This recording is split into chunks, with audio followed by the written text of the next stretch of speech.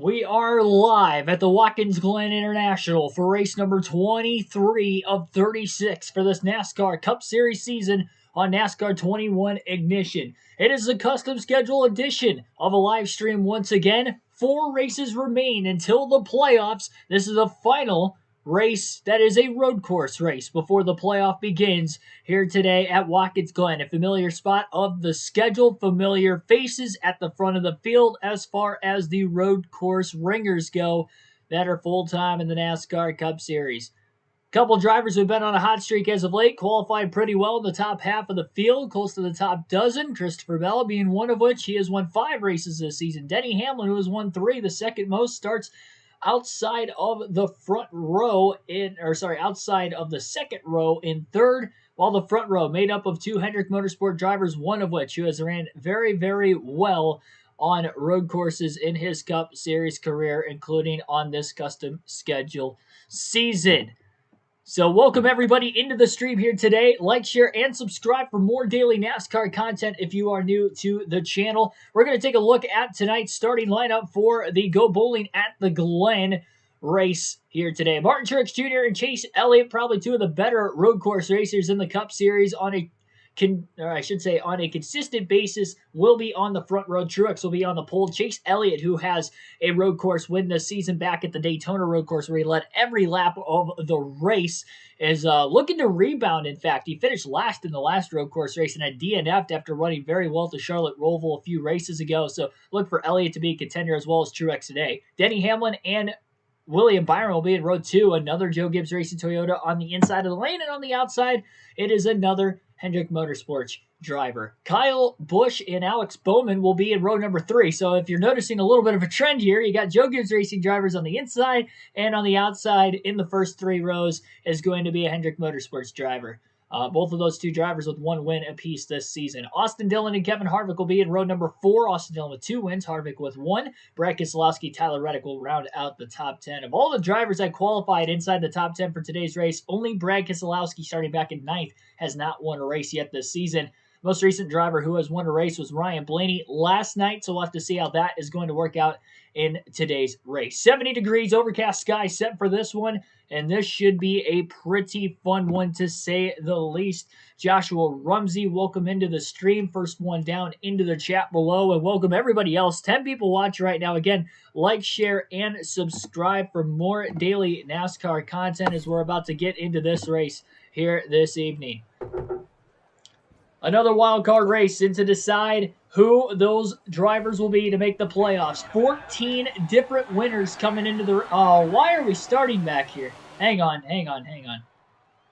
So, I qualified 13th. Qualified 13th with Christopher Bell. And it has a start at the rear. Why? Why?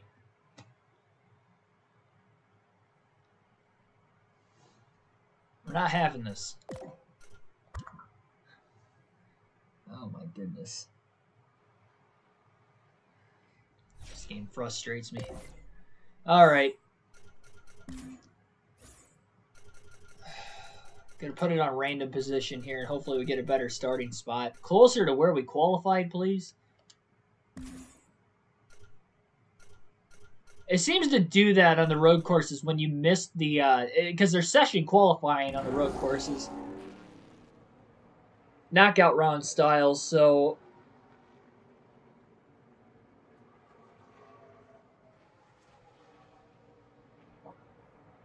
So what's supposed to happen is, if you qualify in the top 12, you make it to the second round. We qualified 13th. We just missed the second round of qualifying. And instead of starting 13th, they had us starting last. Why? That's not even accurate. So, gonna back out. Alex Hayden here, welcoming you back. Yeah, thanks for that comment, by the way, Joshua. Of course, as always. Patricia Times, Slider916, welcome to the stream. Failed inspection. I did not fail inspection. I can guarantee Christopher Bell did not fail inspection. All right, let's see where we start this time. Is it closer to where we actually qualified 13th? Because if not, We're in the back half of the field again. I am going to back out. We'll try this again. No, where are we? Good Lord. I must have missed. Where's Christopher Bell at? I missed Christopher Bell's name on here somewhere. Oh, first. No, I don't want to start on the pole either. Anywhere close to 13th, ideally. Like, if we're barely inside the top 10 or, you know, inside the top 20, that'll do. That's not going to do. I'm not starting from the pole. That's an unfair advantage. Unfair advantage.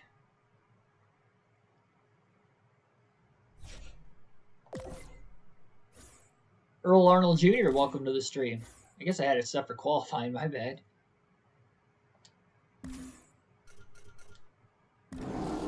We'll try this again.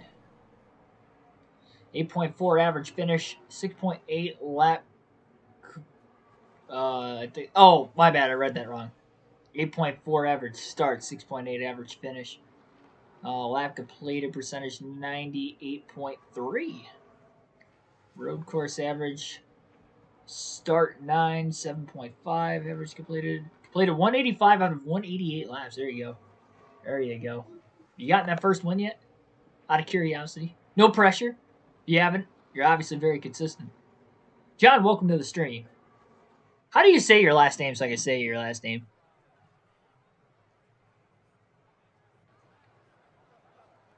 Belargian? Belargian? That's my best guess. I don't think I've ever really attempted your last name. Sorry for that. I just never wanted to, like, botch it. I was afraid to say the wrong thing. Why are we starting on the pole again?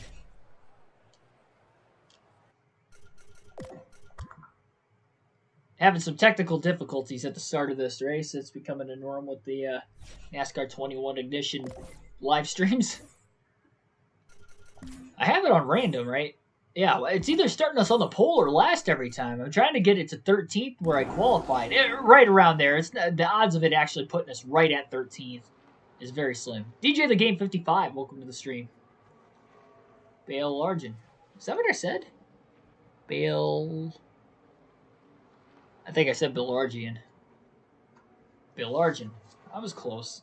I said the eon at the end of it instead of just un. There we go. I'm sure I'm not the only one that has attempted it. Your first attempt was good. It was good. It wasn't perfect. It was good. Rated a 7.5 out of 10. Same thing happens at any road course. So you just start last. Started from I think we had this issue at the Indy road course too. If you qualify in the top 12 and make it to the second session, then you qualify right where you qualify. Which at the Daytona road course, I qualified 5th, and there was another road course. I think Kodak started at the back. Was it the Roval? Yeah, the Roval. I qualified like 3rd or something like that. 3rd, 4th. And it worked, but this one I just missed. Oops. I just want to start right around where I qualified. Oh my goodness. Why is it on the pole every time? It's either on the pole or last every time. I want to start around where I qualified. Ideally, like 7th through 20th is what I'm shooting for. Is that hard to ask? Is that hard to ask? Or that's a rough estimate. I'm not going to start from the pole and just like take off the field position at the start of the race. It's going to be too easy, I feel like. I mean, I could be wrong. Could have a race for my money, but...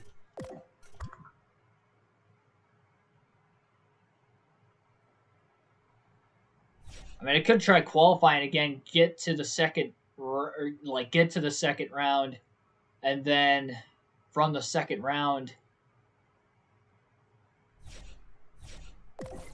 just not qualify and just qualify 12th. It's right around 13th. That might be quicker at this point.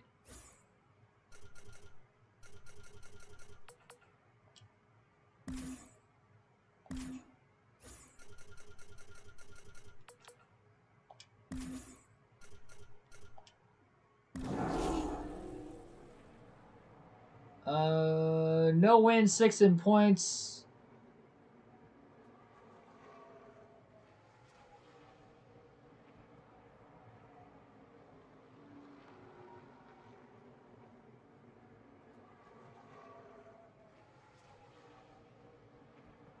Only top 3. That was a little confusing. They'll win 6th in points. It says only 1 W.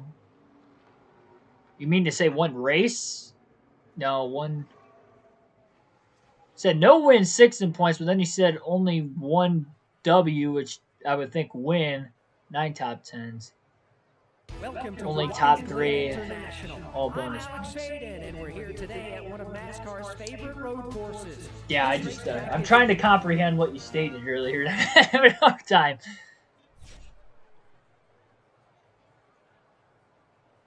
Dark Crypto, welcome to the stream as well. All right, where are we starting this time? God bless America. Why are we always first? Why?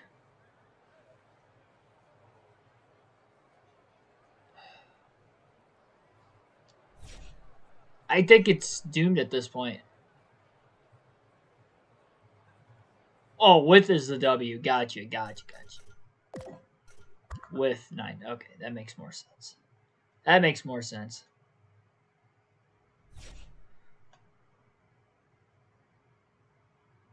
Food and family. Yep, the 2 Fs. The 2 Fs on Thanksgiving.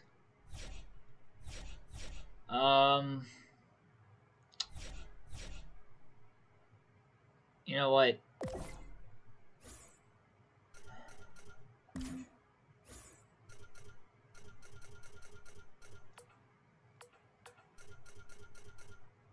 Let's just start last at this point. Because this is wasting my time. I'm going to refuse to start on the pole if I didn't actually qualify there. But start in front and let the field pass you. I have a bad feeling if I just let cars pass me, I'll get ran over. So I'm not going to do that. Maybe they stall out going into the first turn and I gain like all the way up to like 13th where I qualified, starting at the back. I will start the race this time around though. Yeah, and football. Yeah, what? Football, feasting, family, the 3 Fs. I forgot about football. The 3 Fs of Thanksgiving. Can't go wrong with some football. Well, the problem, you can't go wrong with some football, but the Bears and the Lions are the first game on Thanksgiving this year. The Bears are 3-7, and the Lions are 0-9-1. So you might be able to go a little wrong with that game. Maybe it'll be competitive though. Maybe it'll be competitive because they both stink. I would imagine the Bears would still win. I would not be surprised if it's a defensive game. Oh my goodness. You've got to be kidding me. I put last and we still start first.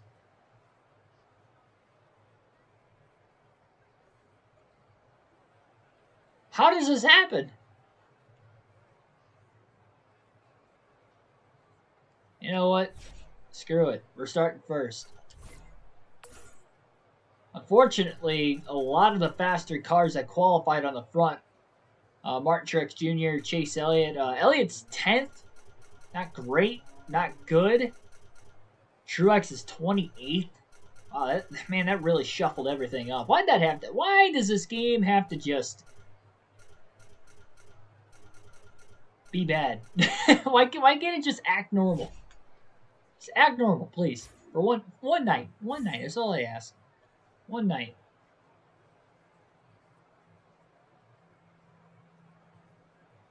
All right. Well, out of technicality, we qualified 13th, so that's where, for the actual traditional sake of the broadcast, I'm going to say we qualified. Martin Truex Jr. will still get awarded the pole for season statistics. So Truex will lead the field to the green. We are underway. I clicked on the wrong button. Oh, my goodness. Clicked on the wrong button getting into the first turn. That's all right. We didn't start first for a reason. Qualify there. I forgot I was doing manual shifting and I wanted to hit R1 because that's what it would be on like any other racing game. But it's triangle in this game. Bell just going to try to be patient here. Josh Bilicki looks like he's in a capability of being able to lead the first lap of the race. Very, very easy going through the bus stop right now is Christopher Bell trying not to perhaps run over Brad Keselowski, as Keselowski's going to shoot wide in turn 5. Bell going to beat Keselowski back to the gas, and he's going to go to the outside off the exit of 5. That'll have him on the inside into turn 6.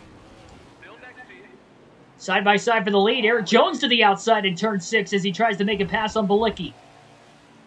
Is he going to clear him? Yes, he will. Eric Jones is going to lead lap 1 at the Glen. 90 laps scheduled for today's race around the 2.45-mile road course. Christopher Bell, 3rd on lap 1 after starting 13th. Great initial start. How much speed does the 43 of Jones have? Again, this is a wild card race when it comes to playoff standings. This is going to be very, very interesting to see how this is going to work itself out today. Bell trying to hug the curbing as he gets into the left rear quarter panel of Joey Gase. It really stalled him and Keselowski out, allowing the 43 to pull away. And here comes Keselowski now to the outside. Bell hard into the bus stop. Try and pull away from the 2. Looking to dive bomb underneath the 53. Not going to work there. Off the exit of turn 5, Joey Gase rather, is really holding up Christopher Bell. Bell's having a hard time trying to get around him. Into turn 6, which is where Jones got alongside him and passed him on the inside into 7. Bell is just not able to pick up the throttle quite as quickly. Spins the tires from the curbing trying to get back onto the gas. This main straightaway is really where Bell kind of struggles picking up the throttle.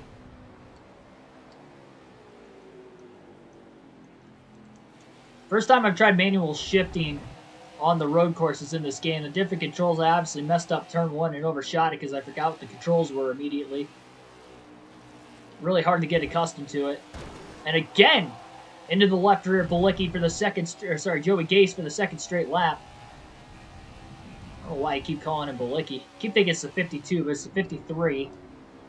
Randomized starting order, boy. I'll tell you what, though. The 43 of Eric Jones is pulling away. Big bounces off the curb right now for Christopher Bell. Going to try to start turn 5 a little wider, get the cut in the center of the corner. He's got a massive run on the back of the 53. Looks wide, using the excess pavement now to pull alongside Joey Gase. He's going to try to outbrake him into turn 6. And on the inside, slips up off the curbing. Almost got into the 53, and he had to lift. He had to lift to let Joey Gase go.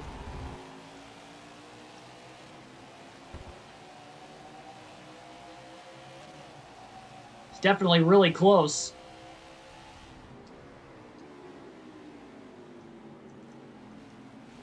The lockup of the tires. A bump to the back of the 53. Bell might be trying to move him now. Everybody's losing valuable time to Eric Jones. Big run now in the S's. Bell going to get to the outside of the 53 of Bilicki. Clears him. Finally, he'll make his way around. He'll try to outbrake him into the bus stop and pull away. Really good braking zone for Christopher Bell to be able to pull Joey Gase as he sends it into the bus stop. Pretty good corner in turn 5, and he's going to try to run down the 43 car. Eric Jones.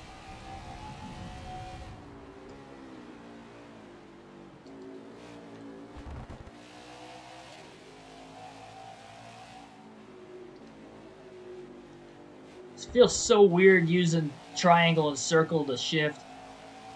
Like, it just doesn't feel right. Like, my muscle memory is just, like, gonna get thrown off if I go back to one of the older NASCAR games.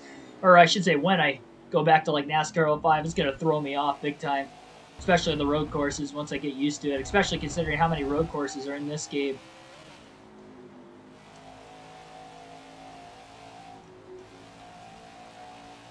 It does seem like Bell is closing in on the 53, or sorry, the 43, while the 53 is still holding up guys like Kurt Busch and Brad Keselowski. Bell's won twice on road courses this season. That's 2 of his 5 wins. The road courses he won at was at Sonoma and at Indianapolis. That was actually the only time he went back-to-back as far as wins go on the season. Accidentally upshifted a little too soon and had to downshift again. Mainly because I pressed the wrong button. I wanted to downshift to... Oh, goodness, I hit the wrong button again. I keep hitting upshift when I want to downshift, and I'm not braking as soon as I want to. That's why it keeps locking the tires up. It's the third time now I've done that.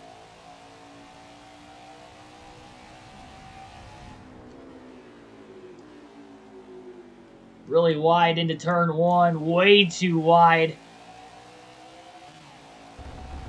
I wouldn't necessarily call that hitting his marks. Keeping the car clean.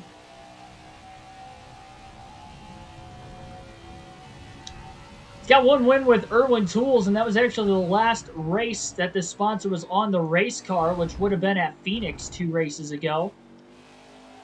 Trying to make it back-to-back with Irwin.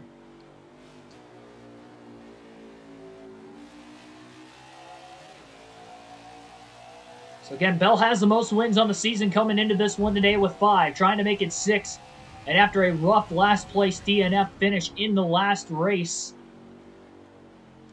yesterday at Texas, he struggled with the race car. They worked on it adjustment-wise all day long, and at the end, got up to 18th place before wrecking out with less than 20 laps to go. So now he's looking for redemption here in a shorter race as far as laps are concerned. 90 laps at Watkins Glen, but it is a road course. So over the next couple hours, he's just going to look to hope and he can have a good run going. Definitely doesn't want to serve any penalties if he could help it as well. Kurt Busch, by the way, was able to get around Gase for third before Keselowski was... Bell was 6 seconds back of Eric Jones. Now he's about 4 seconds back, roughly, before getting into the braking zone into the bus stop this time. Bell really rolls through the bus stop a lot better than anybody else. That's probably where he gains the most time on the racetrack on both cars in front of him and then pulls away a little bit more from cars behind him.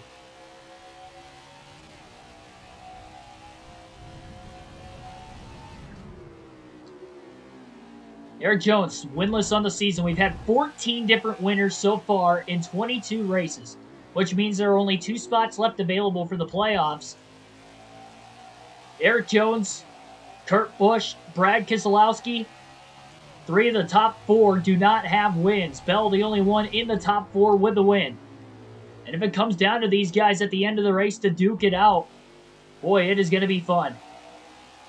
Have to look for Truex and Elliott, who qualified on the front row, though. They will probably be the favorites in this one. Truex with 1 win, Elliott with 2. Elliott's got a win on the road course this season himself. Top of the fact that this is his playground. This and the Charlotte Roval, definitely the 2 best tracks for him on the Cup Series schedule as far as the road courses are concerned. Really, really able to drive it deep into the bus stop. And he is closing on that 43 car. And we're all ready to lap number 8. Elliott is crazy. Welcome to the stream.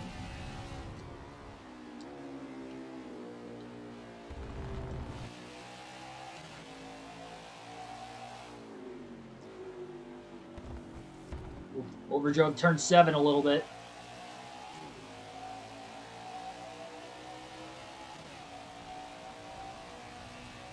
Bell's about 5 seconds ahead of Kurt Busch in the 1 still.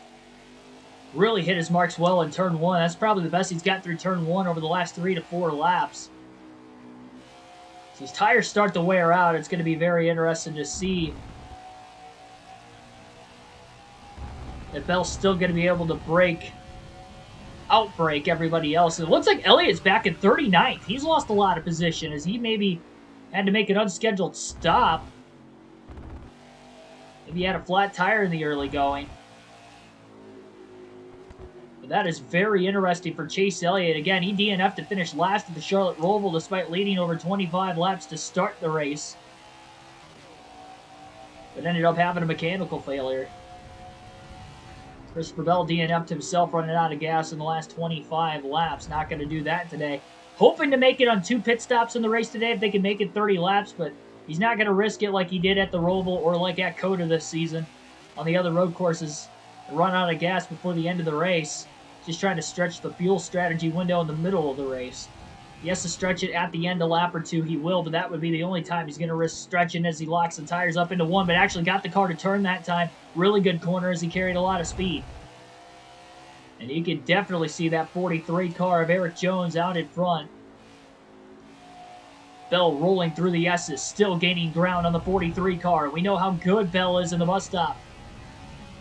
So it's Jones battling his old ride. Christopher Bell's first year in the 20 car as he closes in on the back of the 43. Big run into the bus stop for Bell. And he's all over the back bumper of the 43 car into turn 5. Bell going to go wide on corner entry to try and arc the corner off and beat the 43 back to the gas like he did that time. And here's the run for Christopher Bell. It's going to be hard to pass the car with the clean air. Bell going to have to be maybe a little bit patient, try to back these corners up so he can get a very good run on that 43 car in front of him. Jones' better corners definitely seem to be turn 6 and 7. Look at him just launch off at turn 7 onto the long straightaway of the racetrack, the longest straightaway on the track. Bell is pushing extremely hard right now. Trying to get back to him.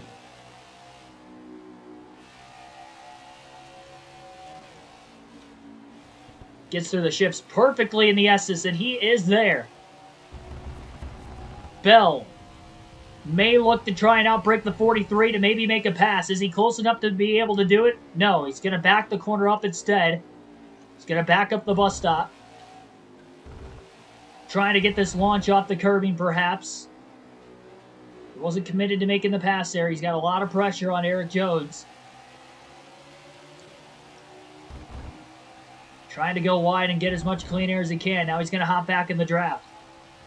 Now that they're on the long straight. Going to try to outbreak the 43 car into turn 6. Bit of a block, perhaps. Bell trying to back up turn 7. That's not going to work either.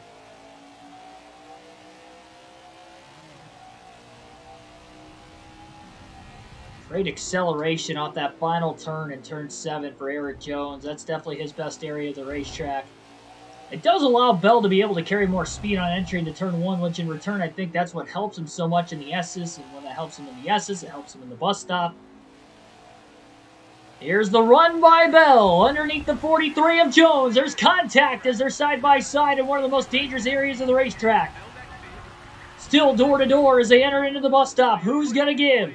Nobody! Oh, this is going to be tough to make it through the bus stop side by side, and they somehow did it.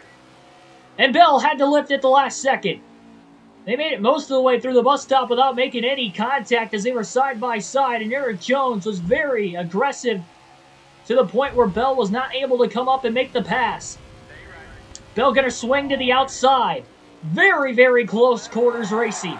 Trying to side draft the 43 car. He goes wide in turn 6, trying the outside. That's not going to work either. What a battle for the lead.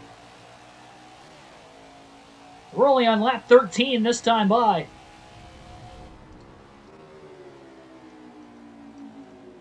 Oh man, Bell cooked it wide into turn 1. And that one car at Kurt Busch is closing in as these guys get side by side in these corners, slowing their lap times down big time. Perhaps wearing their tires quite a bit more as well. Jones on the block as Bell got back through the S's really well again. And again, they're going to be side by side. Can Bell outbreak the 43 this time? Still, Jones not going to give an inch. Bell clear into turn 5. He's going to go wide. A crossover now by Jones. Jones with the crossover in turn 5. Bell trying to beat him back to the gas. This is going to be a great crossover move if Eric Jones can pull this off. And he does. He's clear. He is clear. Bell back to the bottom into turn 6. Trying to outbreak the 43. Oh, contact, and that's going to run the 43 wide. Crossover by Bell to the inside, and he misses. Got a little tight. Overran the corner.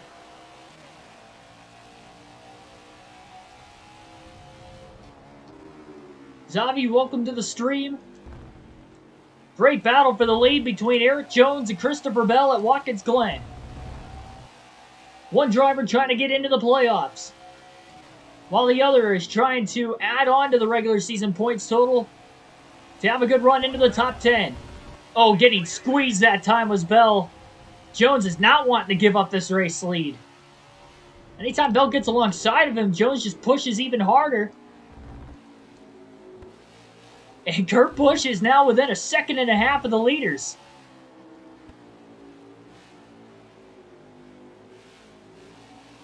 Bell's only going to have a couple more opportunities, maybe, to get around the 43 car before Eric Jones and Bell are going to be accompanied by the one of Kurt Busch. Busch out-qualified both of these guys, so we know he's got some speed.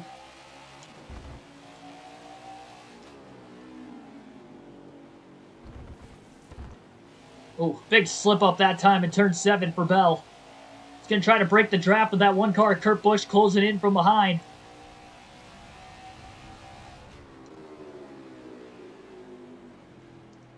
Really good corner in turn 1 for Bell.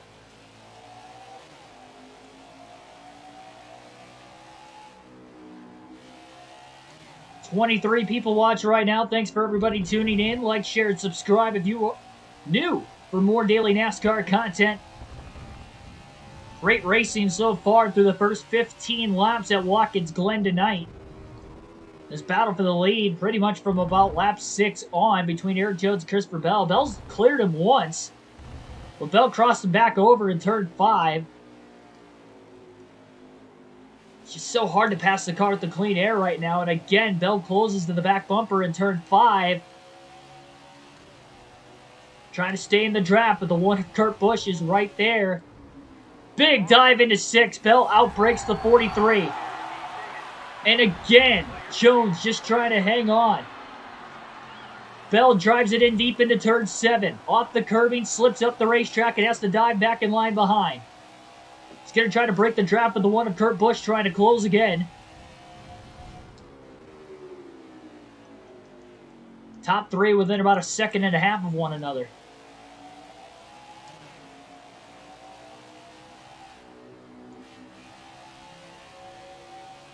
Turbo Enrique, welcome to the stream. Oh, there's the run in the S's. Bell to the inside of Eric Jones. Bell is clear off the exit of the S's and finally is going to clear Jones for the lead. Shouldn't have a crossover coming this time. Jones really drove it in deep, but not deep enough, and Christopher Bell's got the advantage and should lead his first lap of the race when we get back to the start-finish line. Gaps him in turn 5 as well.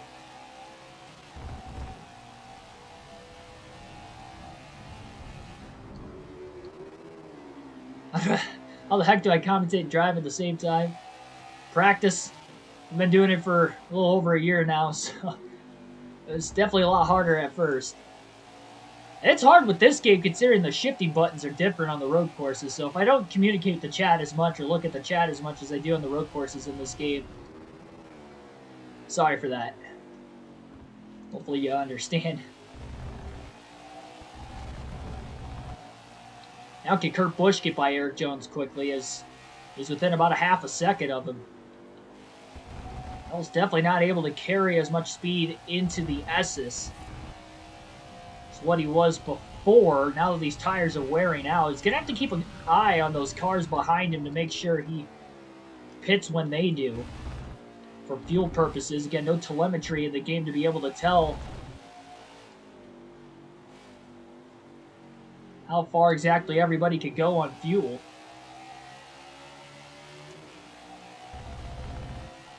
Have to win a slugfest in Madden. Boy.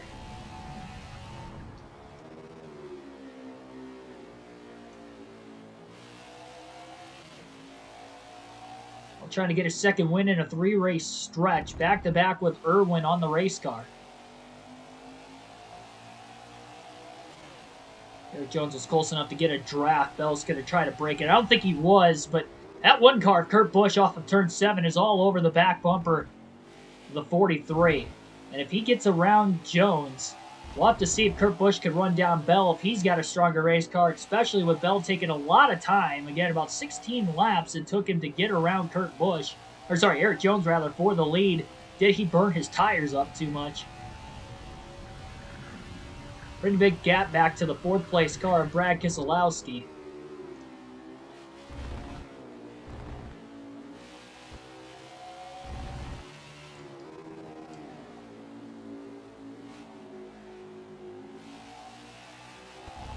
Blip 500, welcome to the stream. Meme Lord 69, welcome as well.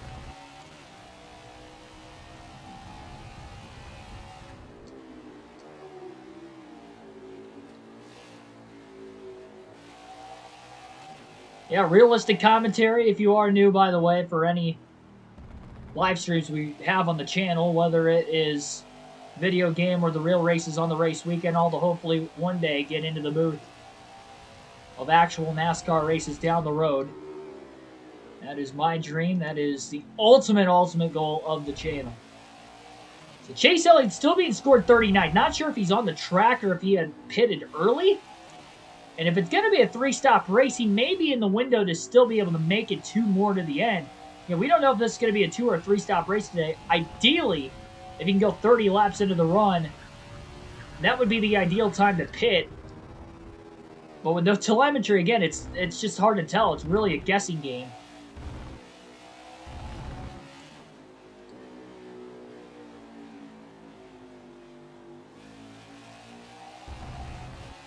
Can you win? It is possible.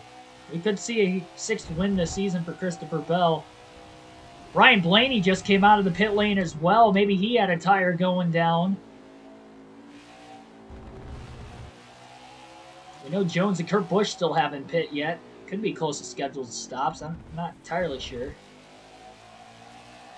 Don't see anybody else in the pit lane right now. It's going to be tough because a lot of these guys should be able to stay on the lead lap while pitting, so we're definitely just trying to keep an eye on Jones and Busch, and if they both pit, then Bell's going to have to pit somewhere around there. And if they pit maybe a lap or 2 sooner than Christopher Bell, they could actually cycle out in front of him as well. Of all the road course races, this is probably the shortest one as far as elapsed time from green flag at the start of the race to checkered flag. Only 90 laps. Definitely the fastest road course in NASCAR. 3 very long straightaways around this racetrack, creating for a lot of passing opportunities. A lot of high braking zones.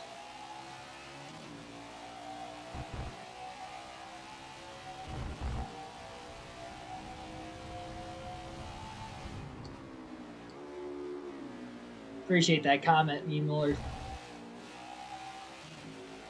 Appreciate all the great comments you guys give me on a daily basis, whether it's in comment sections of posts or videos or in the live streams, in the chat for these races. We're going to alternate through the different camera angles at lap 21 for the first time in the race today. Usually do this a couple times throughout the course of the race, so this is the first one right here. Get some really good camera angles with these good graphics in NASCAR 21 Ignition. Oh boy, Bell pushes a little bit wide in the S's that time. That's going to scrub off some speed on this lap, and Jones, who still remains in 2nd place, is going to close in. Probably costed Bell about a half a second of his lead. It's definitely been very tough to pass today. A lot of those spots gained on lap 1 for Bell after qualifying 13th was huge. And him getting to the lead before the end of this first fuel run.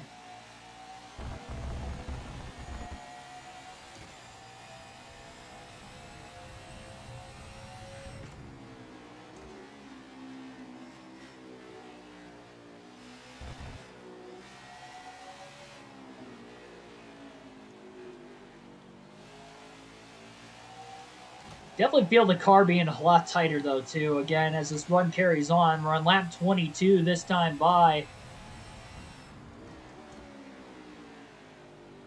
I'll just really try not to overstep the corners. But now, I mean, the hands are going to be in the crew chief. Or, sorry, not the crew chief, but the crews themselves. Again, kind of a backwards pit setup.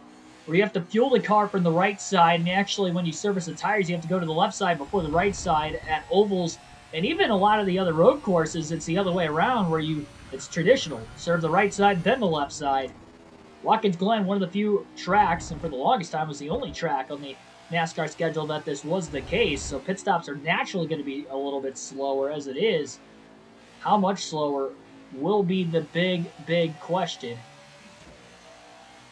And speaking of slower, I'm sure these lap times for Bell are not only getting slower over the long run because of the tire wear, but they're about to get even slower as he catches lap traffic. He's definitely pulled away and given himself a little bit of a cushion between Jones and Kurt Busch. One car coming into the pit lane this time by, and it looks to be the 9 of Chase Elliott again. Another unscheduled stop for Chase Elliott.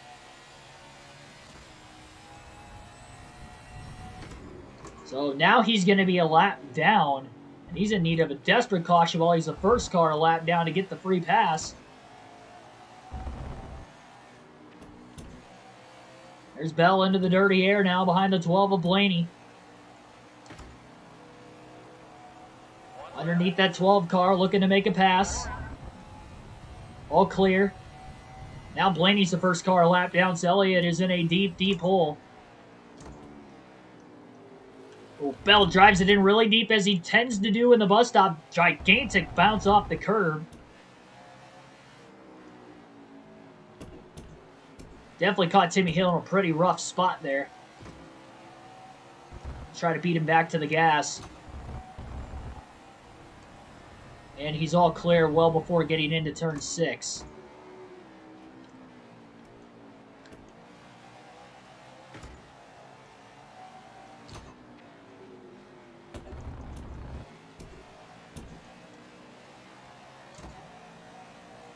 Soft 24, welcome to the stream.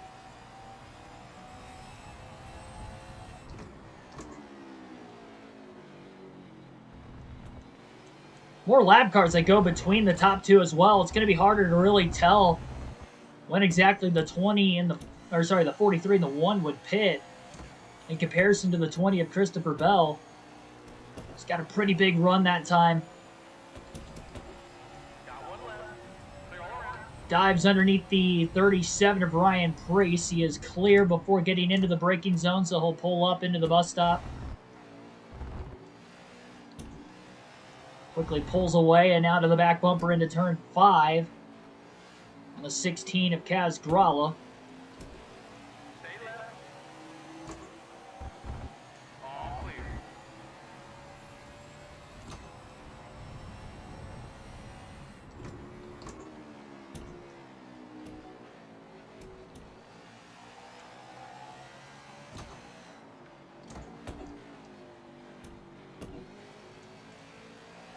Oh, huge train of cars coming into the pits that time. Quite a few of them. Down into the pit lane at lap 25. That is a very interesting time to hit pit road. Looks like the 43 of Eric Jones is still out on the racetrack.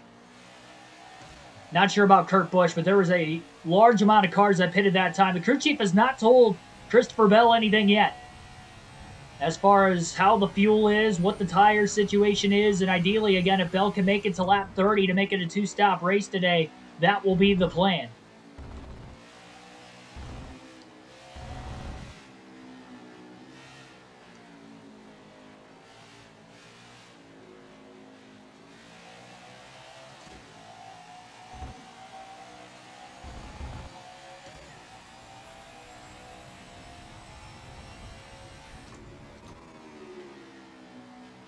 Bell's going to stay out this time by, only because Eric Jones is still on the racetrack. More lap cars in front of him pitting. It is going to give Bell... Oh, I shifted a little too quick there. But it is going to give Christopher Bell... Oh, man, now I accidentally downshifted. I got myself all out of whack.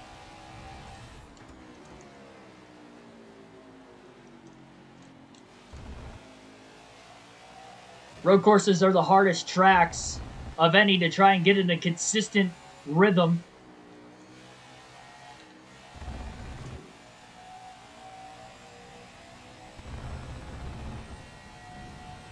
Definitely having some faster cars coming out of the pits back behind him.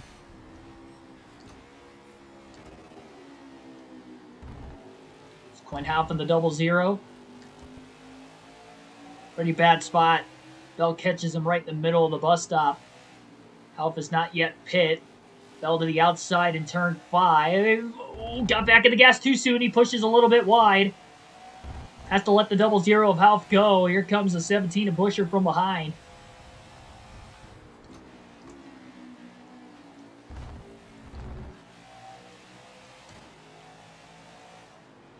More cars pitting. Bell staying out of the pits again.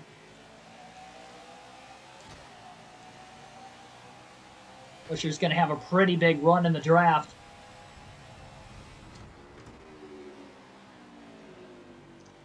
Bell's keeping a close eye on him. If he gets close enough to look like Buescher's going to be able to pull out and make a pass on Bell, Bell's going to let him through knowing he's on fresher tires. Christopher trying to make it to lap 30. He's only 3 laps away. We're making it a 2-stop race to the end, just in case anybody else is still on the track on the lead lap. Which it's tough to tell. His tire's getting really old. Big bounce off the curb in the bus stop. Barely keeps it on the racetrack.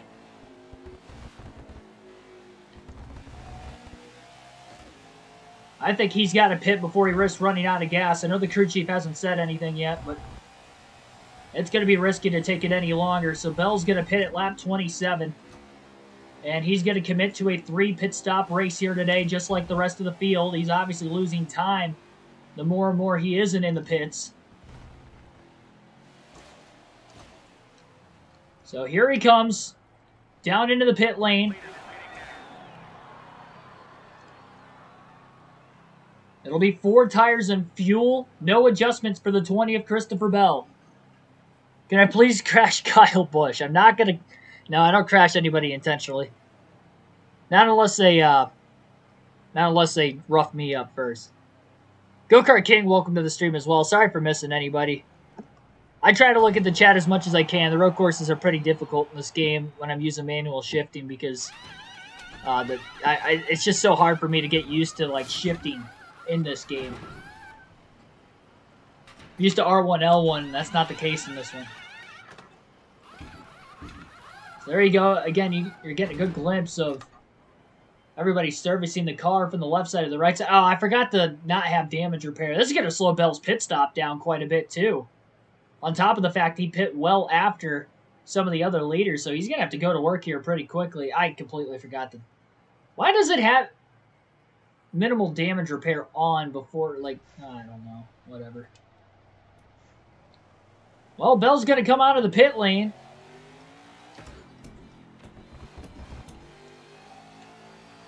A lot of open room to run, and he is scored in 4th. So Christopher Bell scored in 4th place. Losing 3 spots during green flag pit stops. Pretty lengthy stop that time for his crew. 2 more pit stops to the end of the race from here. But now he's got the fresh tires, and he's really going to be pushing extremely hard. Oh, maybe a little too hard there. That's going to slow him up a bit.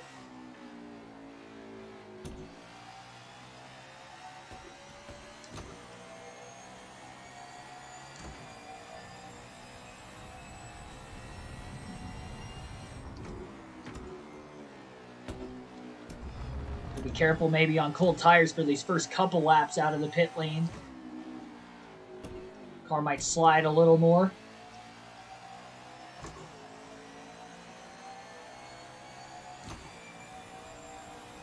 Not sure if it's going to be Eric Jones who's going to be leading this race or Kurt Busch. Who exactly, it looks like Kurt Busch. Eric Jones has scored in 2nd. Just saw him pop up on the leaderboard there. So Kurt Busch is the leader at Watkins Glen. Again, he is winless this season. In fact, the top 3 of Kurt Busch, Eric Jones, and Brad Keselowski are all winless. Bell's got a couple lap pressure tires. That'll make a difference for at least a few laps here, but then they'll even out over time. Bell's pushing extremely hard. Another gigantic bounce off the curb. He slides wide, hits the wall. That is going to cost him some time. He didn't hit the wall that hard. He hit it going about 50 to 60 miles an hour. Very fortunate that that's all he hit it at, speed-wise.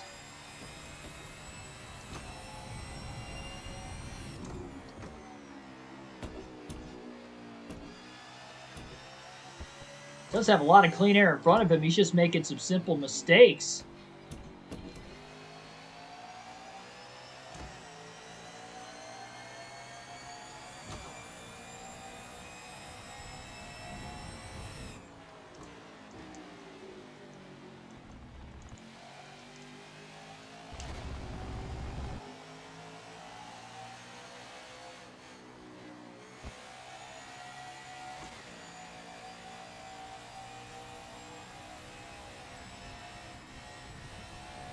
Enable ghosting in the pits.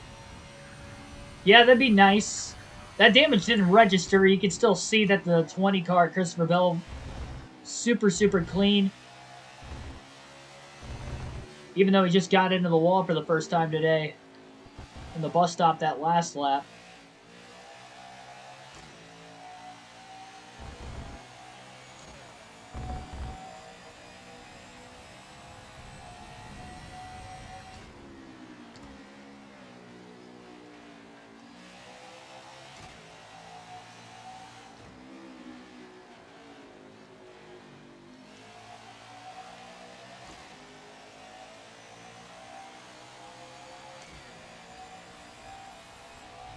Go back to the far chase cam for now as we are a third of the way through the race. 30 laps complete, 60 laps to go. Still 2 pit stops remain to the end.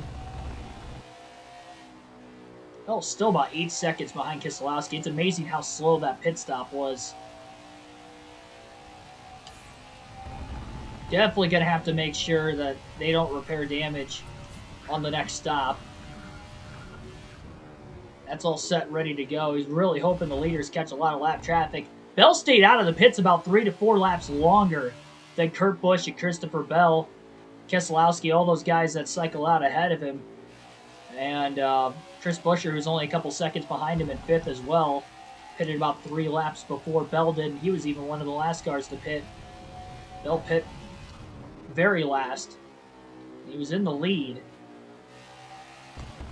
It would have been good if a caution came out, would have trapped only a few cars on the lead lap, but caution never waved, and therefore it hurt him quite a bit. 3 hours north of Road America. Man, you're way up there then.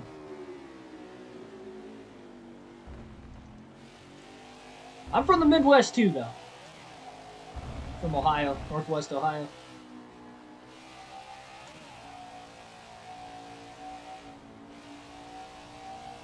Oh my goodness, Bell almost got into the guardrail. That was close. He didn't lift any extra than what he normally would have there. He just kind of cut off the... Or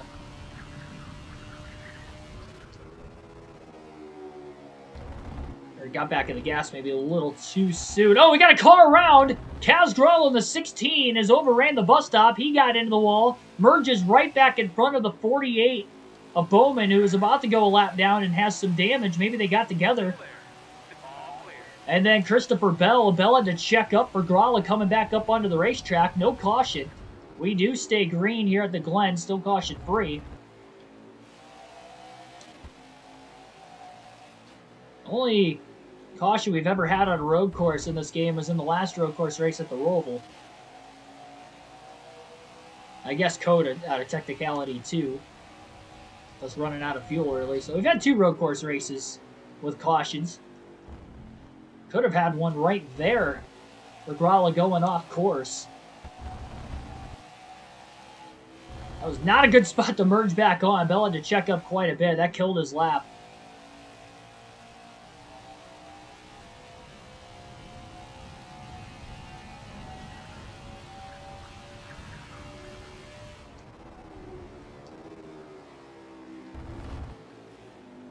Oh, big bounce off the curb, and the 96 goes around. Ty Dillon has spun, and what a great wreck avoidance by Christopher Bell in the bus stop.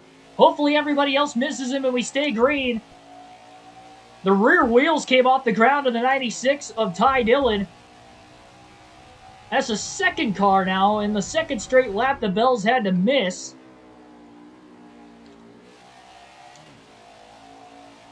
And he didn't have to go off course or cut the course to miss him. Very, very narrowly makes his way through.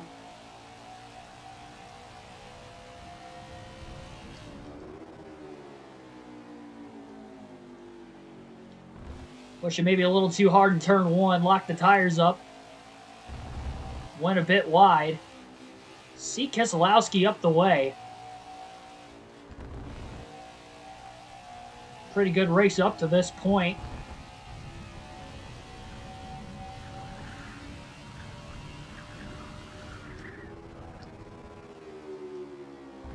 Big run into the bus stop again. Bell closing. Got the 10 of Almirola and 36th in front of him. Of course, 1 lap down. That's Stuart Haas Racing 10 car.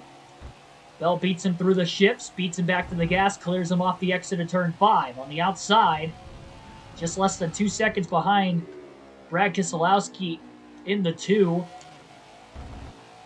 This lead lap car is going to be tough to pass. You saw it took Bell a good, really, just over 10 laps to get around Eric Jones earlier after he ran right behind him.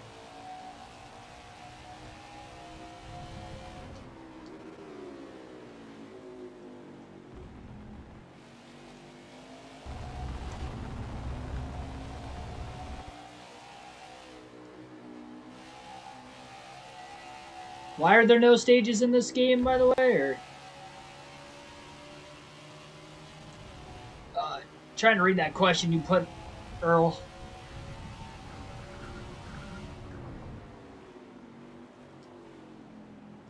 We have to put it back down towards the bottom. I'm trying to read my laptop as best as I can and not miss my shifts or miss my corners. Kind of hard when you're battling for 3rd on the racetrack. Brad Keselowski's right in front of Christopher Bell. Looks like Bell's going to beat him back to the gas and really stayed in 3rd gear a bit longer than Keselowski, and that allows Bell to jump to the inside off the exit of turn 5. Keselowski is going to be on the inside into 6, which means Bell will be on the inside into 7. Bell going to have the advantage, and he should clear the 2 car and does off the final corner. No crossover for Keselowski this time, and Christopher Bell is up to 3rd. Brad going to pull low. Bell with a bit of a block down to the inside. He's going to run that 2 car way down low. Both drivers went in deep. Bell on the defensive line to try and hold his position on the racetrack. He did a great job doing so. Dangerous area of the track to run side by side as he makes a pass on Timmy Hill and the S's. Barely got through him cleanly. Why are there no stages in the game at all? Yeah, I have no clue. I don't know why there's no stages. Probably because of how wacky the cautions are. Oh, we got a car up on his roof. Ryan Blaney has flipped in the bus stop. I would not be surprised if that was off the curbing like we saw the 96 and Ty Dillon up on 2 wheels earlier and ended up losing control, spinning out. Blaney was on his roof. Still no caution as we stay green. I'm surprised that did not warrant a yellow. He was in the grass out of the way, so maybe that's why there wasn't a caution. That might end Blaney's day. He's having a rough go early on. It's a good thing he got that win to lock himself in the playoffs in the last race last night at Texas. One in which he had led a lot of laps in. Eric Jones, next car ahead of Bell for position in 2nd. A lot of drivers struggling in the bus stop today. 3rd spin we've seen, and they've all been in the last 10 laps.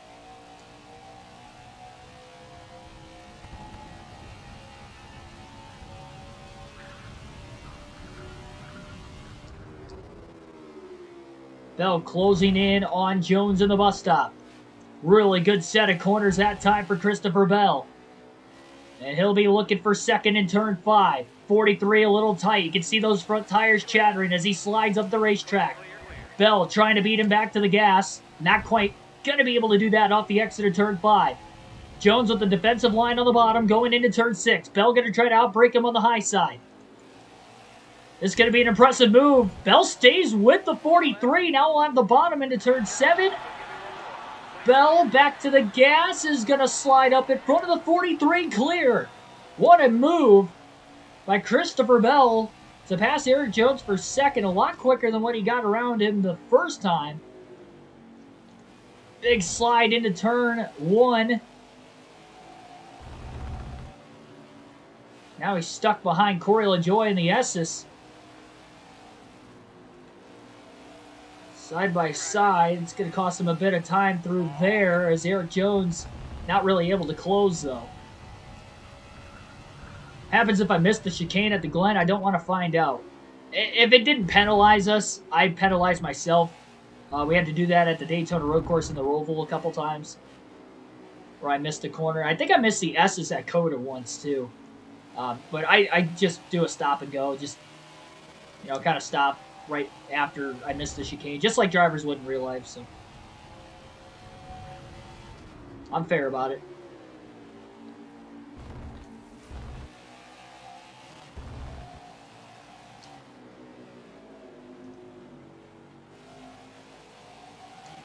NASCAR Heat 5 and make you stop automatically, which is kind of cool, but it made you stop for like 5 seconds, which not accurate. You stop, you go right away. You don't have to sit there.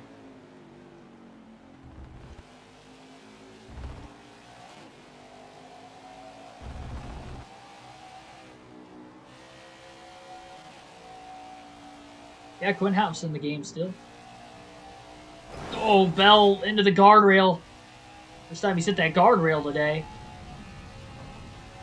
Push it a little bit hard. Gotta be careful not to blow a tire. It doesn't take much in this game. Huge line of traffic. Big bounce off the curb for Chastain. You saw him up on 2 wheels. Bell closes in on that 42 car. Kurt Busch is struggling behind a lap car as we speak. Bell pulling wide off of turn 5. Trying to find some clean air as he clears the 42. Hops in the draft of the 41 of Custer. Pulls on a line to make the pass down to the bottom. 2 lap cars now separate the top 2. Bell is on a mean streak trying to catch the one of Kurt Busch.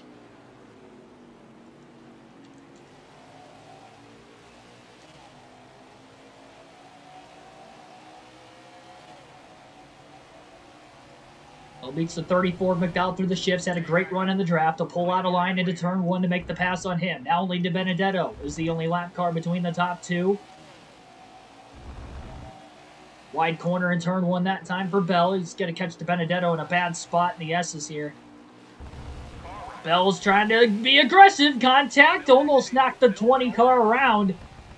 Almost ricocheted him really back into the guardrail. That was pretty risky. More lap traffic in front of the one of Busch into the bus stop. And here comes Bell with a gigantic run to the back bumper of Kurt Busch. Chase Elliott, next lap car ahead of the 9, and Bell's going to go a little wide. In turn number 5, he's having a hard time trying to get the car back up onto the banking of the racetrack, and Kurt pulls away. Good chance for Kurt Busch to pass Elliott cleanly, and he does. Chase back to being 1 lap down again. Trying to come back after an unscheduled stop earlier in the race. 2 of them to be exact, which really shows how fast of a car he's got.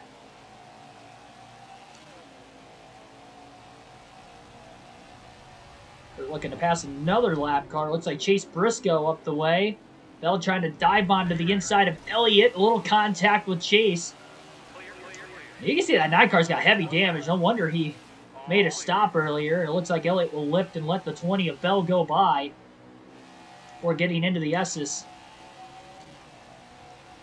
Bell's got a big run, and he's going to quickly blow by the 14 of Briscoe. 1 more lap car for Kurt Busch. That'll be the 78 of McLeod. Busch going to try to outbrake him into the bus stop. Oh boy, Bell into the back of the 1. 14 car had a big bounce off the curb, and that almost actually helped the 1 somehow. Didn't knock him loose, but it knocked him past the 78 of McLeod. More contact between Bell and McLeod.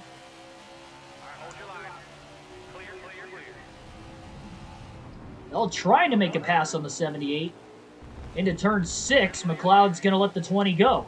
A lot of clean air in front of Kurt Busch. He's got a few seconds before the 99 of Suarez in front of him. And now it's time for Christopher Bell and Kurt Busch to see what kind of race cars they got. First time they have really raced one another for position today. No lap cars immediately around them. Tires have to be evened out at this point in the run now. Bell technically has, again, about 3 to 4 lap fresher tires, but part of why he was able to rip through maybe the lap traffic a little bit quicker. Kurt got through those last couple cars pretty well, though. Big run in the S's for Christopher Bell as he hits his marks beautifully. Going to try to carry the speed into the bus stop. He's going to brake really, really late. And look at him close on Kurt Busch. Big time.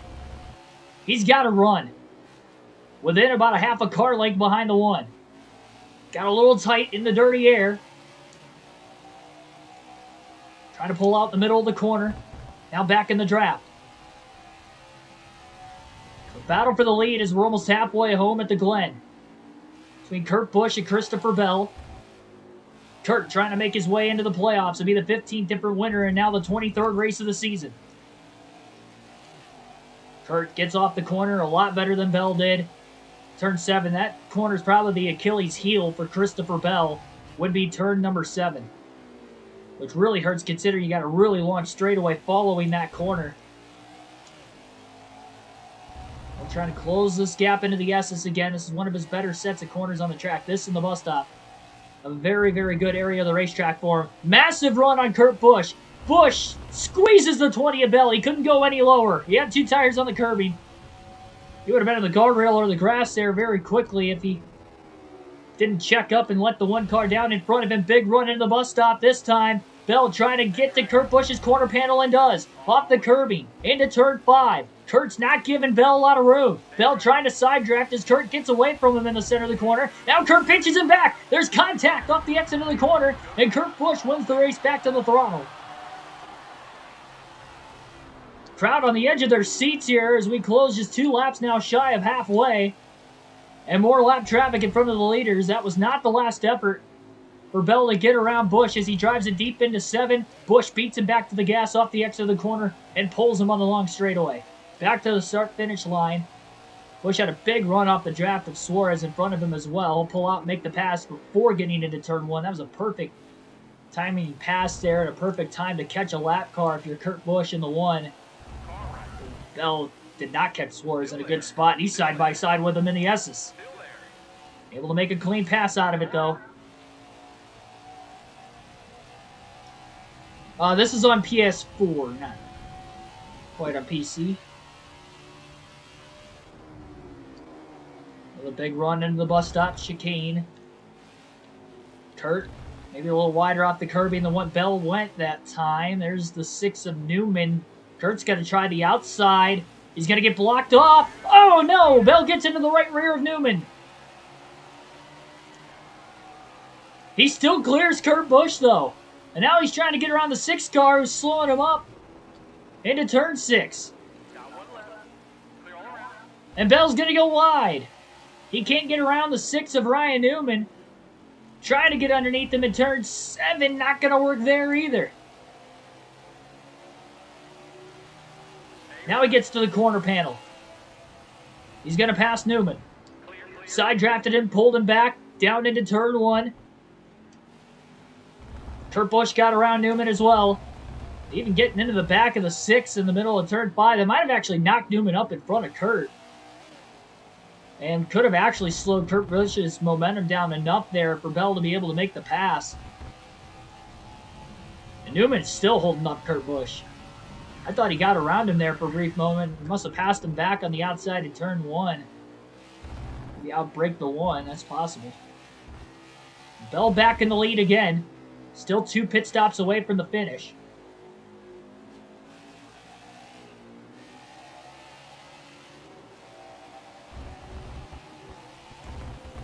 Thanks for that comment again, Sob. Hopefully you guys are enjoying. Definitely hit the like button down below if you are. It's got to be one of the better races of the season up to this point so far. We're only halfway home. This time by at the line will be exactly halfway. 45 down, 45 still to go. Well, back in the gas a little too soon off turn 7. He's trying something new every time he gets into turn 7. Just really trying to see if he can gain some time. That area of the racetrack. He's going to try to pass Bubba Wallace. Wallace tries to side draft him back.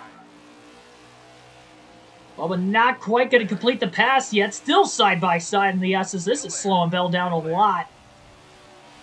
Oh, and Bubba hits him. Runs his affiliated teammate down. And look at Bell off the curbing into Wallace. Again. This is costing Christopher Bell a lot of time. Luckily, Kurt Busch has not gotten by the 24 of William Byron yet. But Kurt Busch is now within a second of the lead. It was 2 seconds. Bubba Wallace trying to stay on the lead lap in case we get a caution, which we have not seen yet today.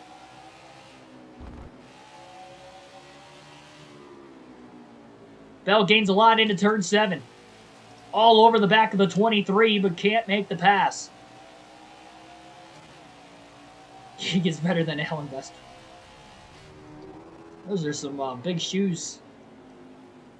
Big expectations there. Big shoes to fill.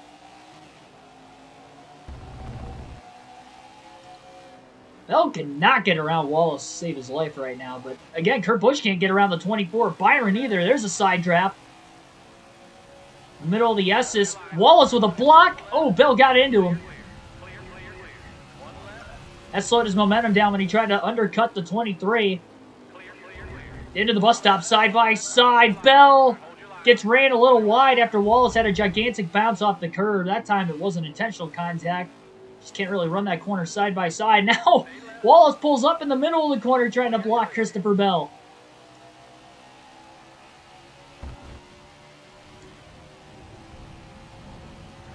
Bell to the outside, into turn 6. Oh, he's going to blow the corner. Oh, big blown corner in turn 6 for Bell. He's off into the sand. Barely keeps it off the wall. Slides in the grass. And here comes Kurt Busch. And there he goes. Kurt Busch to the lead. Bell blew turn 6. It's the first time he blew a corner all day long as badly as he did there. And Kurt's going to retake the lead. Bell was battling Bubba Wallace so long, could not get around him, and he pushed it too hard on the outside into turn 6.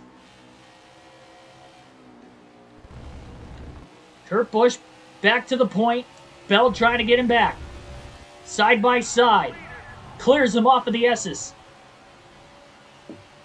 Byron was a roadblock for Busch, though. We'll see if Bell can get around the 24 a little bit better. Big bounce off the curbing. Big tire slide that time for Bell. Keeps it on the racetrack, keeps it in front of the 1. He can blow Michael Waltrip out of the water. Yeah, Michael Waltrip's unfortunately not a, I don't want to, I love Mikey, but kind of bland in the commentating booth, which is, I mean, it's weird saying that because he's really, really hilarious. He's a great guy. His commentating when the race, I like his role better when he was like in the Hollywood Hotel. Like that's a good role for him. Kind of like that mid-race reporter guy, but not like the pit lane guy. Like that's a good role for him. But the actual like live commentating of a race, I don't know why he lacks the enthusiasm. It didn't matter whether he was with Rick Allen or whether he's with Vince Welch now. He just kind of, or even Adam Alexander with the Xfinity. I don't know. It's just like, he doesn't sound like Michael Waltrip. It's like they tell him to tone it down or something. Which could be possible, but it's just really weird. But that wouldn't make any sense because Boyer's a little too much sometimes. And DW was too, so I don't know why Waltrip's not that way. Maybe he does that trying not to be, quite to their level as far as like maybe reaching a little bit too much, having to tone it down just a tad, and he doesn't feel like he can do that. So when he tries to tone it down, he tones it down too much instead of being himself.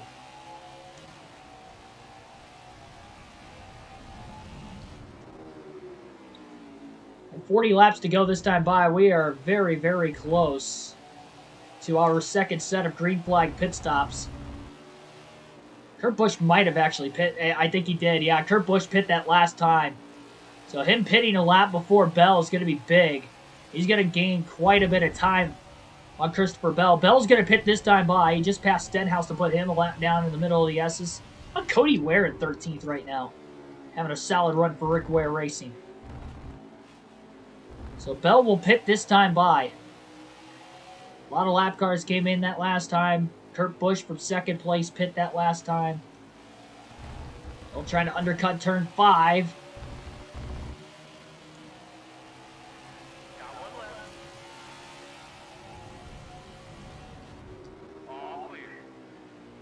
There's Cody Ware before getting into turn 6.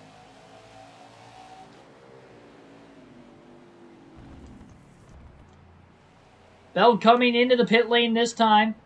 Got to make sure he doesn't speed. Backs it down to 40 miles an hour. And hopefully they could come out with the lead this time around. Bell had to cycle himself up there on normal speed. His pit crew lost him a few spots during the last set of green flag pit stops. Second stop of the day for Christopher Bell and the rest of the field. 4 tires and fuel. Again, no adjustments for the 20 car. He's trying to get his 6th win of the season, 3rd on a road course. The 6th road course race of the year here tonight at Watkins Glen, the final one of the regular season. We got 2 more trips to road courses in the playoffs.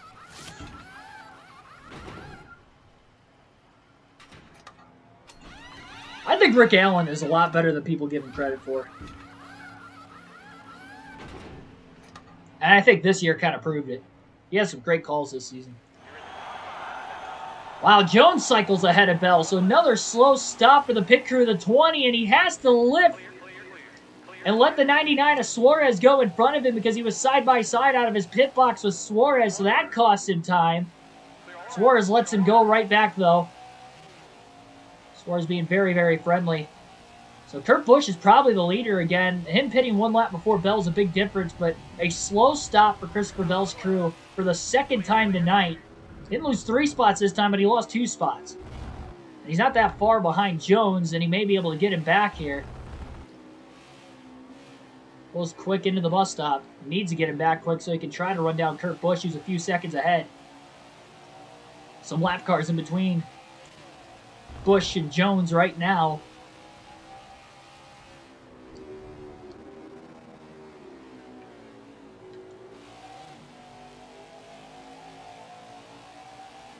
Another slow stop for Christopher Bell and his crew. And he's trying to get to Jones. Jones just hauled the mail in turns 6 and 7 and pulls away. 1 more pit stop still to go. But Christopher Bell's pit crew has not been there today. And Bell's going to blow turn 1. He's in the wall. Oh my goodness. Tire down on Christopher Bell. He's in the wall. Locked the tires up. He carried too much speed into turn 1, and he couldn't get the car to turn. And now he's going to have to go the long way around with heavy damage. No caution. We stay green.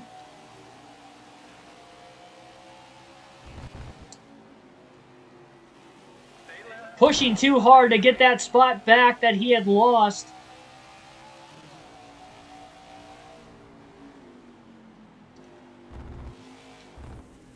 I can't turn the car. Bell cannot turn the car with this blown tire. Good progress so far. Let's keep moving forward. 42 car runs him a little wide. It's just brutal. Back to 6th, and he's going to keep falling back. Oh, geez, Austin Dillon almost turned him. Oh, Kyle Busch just launched his teammate that time. Right into the 53 of Joey Gase. Bell trying to get his car to turn. And into the pit lane goes Christopher Bell. 2 laps after coming out of the pits, and right back into the pits he goes again. 1 stop still to the end, even after this one. And Bell's short pitted, too. We'll see if they'll be able to stay on the lead lap in case we get a caution in the late going, but that is a crucial, crucial mistake for Christopher Bell. Massive hit head on into the wall in turn 1. He locked the brakes up. Only the 2nd time he really missed a corner today, and that time he pounded the wall way too hard, blowing the left front tire. Yeah, Adam Alexander's not bad either. Back to 18th. Kurt Busch is not that far in front of Bell. Bell makes his way out of the pit lane.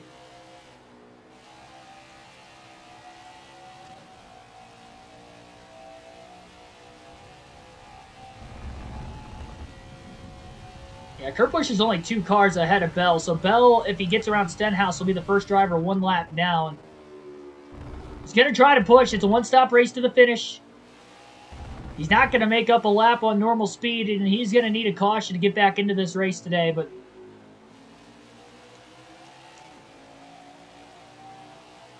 what a tough break for Christopher Bell. Really the only major mistake he's made today, and boy was it a big one. That may have knocked some speed out of the race car, which could really, really hurt him.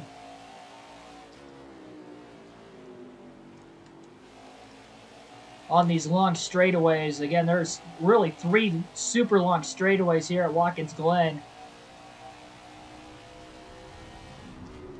See Stenhouse pulling him quite a bit that time.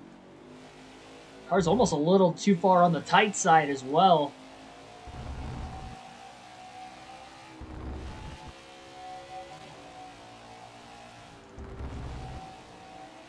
Oh, the pretty big run in the S's. On the inside of Stenhouse. He doored the 47 of Stenhouse. Got pinched down in the middle of the S's.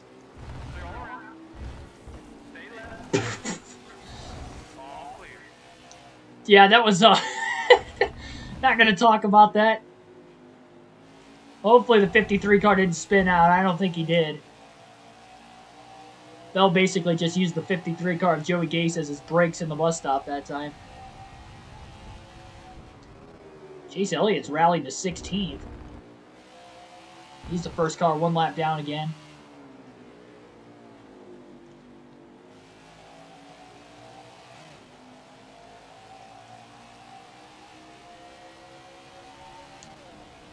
Michael Turner, welcome to the stream.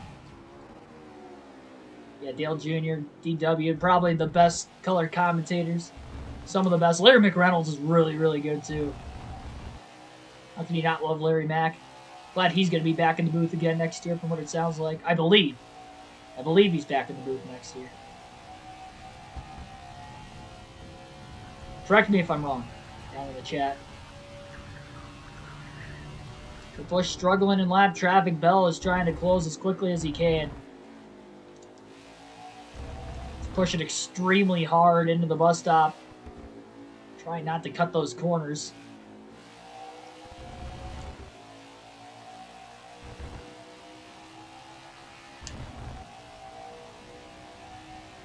Fly Guy only 773, welcome to the stream.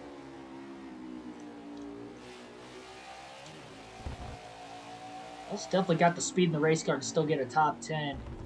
Again, ideally, he needs to get back on the lead lap as soon as he possibly can. If he can get back on the lead lap, he can hope for a caution to maybe try to get as much time back as he possibly can.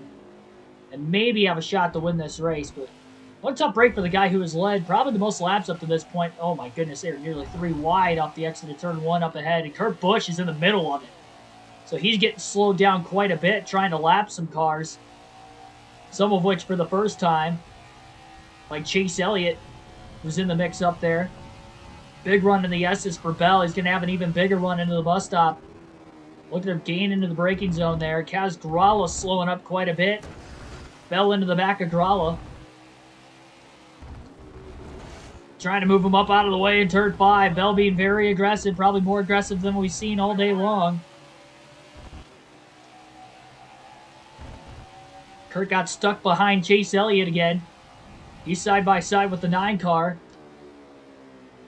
Bell closes in turn 6. Big bounce off the curb. He's going to use all the excess pavement off the exit of the corner.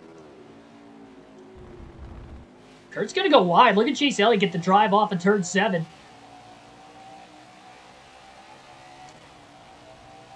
Still 34 laps to go. There is time to get a caution. We've had 2 road course races this year in which we did have a caution. Oh, no! Bell went way too hard into turn 1 trying to close in, and he takes out Elliott. Chase Elliott has spun. Bell's now in the free pass position. That's not the way he wanted to get around the 9, and Elliott has more problems.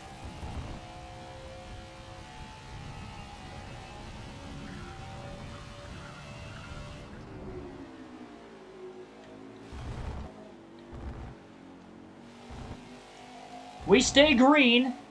I'm kind of glad we did. I didn't want to see a caution for that. Because Bell needs a caution. Needs to be in the free pass spot if he gets the yellow, though.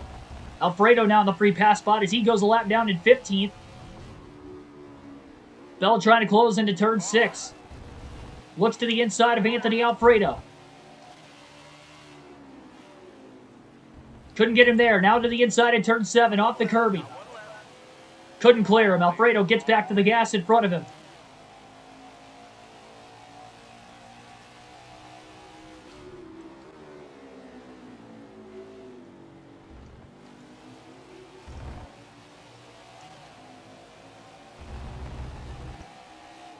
Elliott trying to race the 38 car straight up.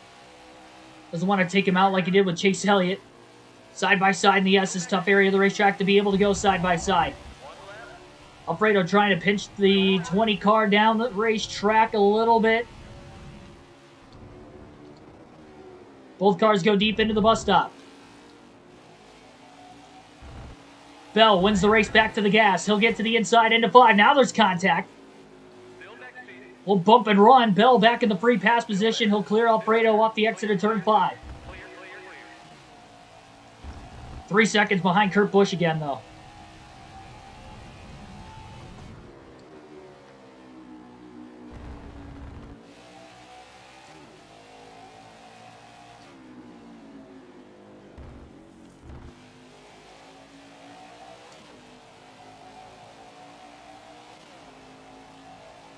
Still 32 laps to go. 31, actually, considering Bell's a lap down in 15th.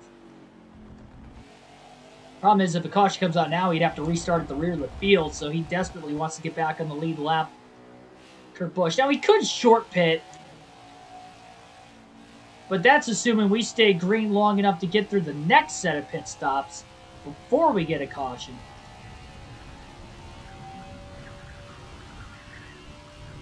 Kurt's got to catch more lap cars in a pretty bad spot. Big bounces off the curbing that time for Bell.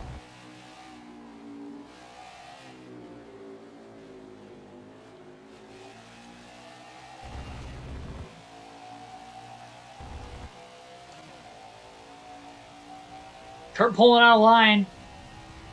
Trying to make a pass into turn 6 and put Logano a lap down, and does. More cars Bell's going to have to catch.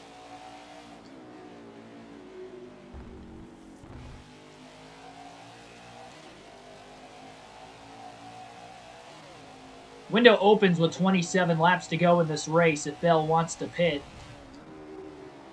early, and I think that might be the plan, honestly. Is pit early, try to get as many spots back as you possibly can. Throwing away your chances at the win unless we get a really late caution.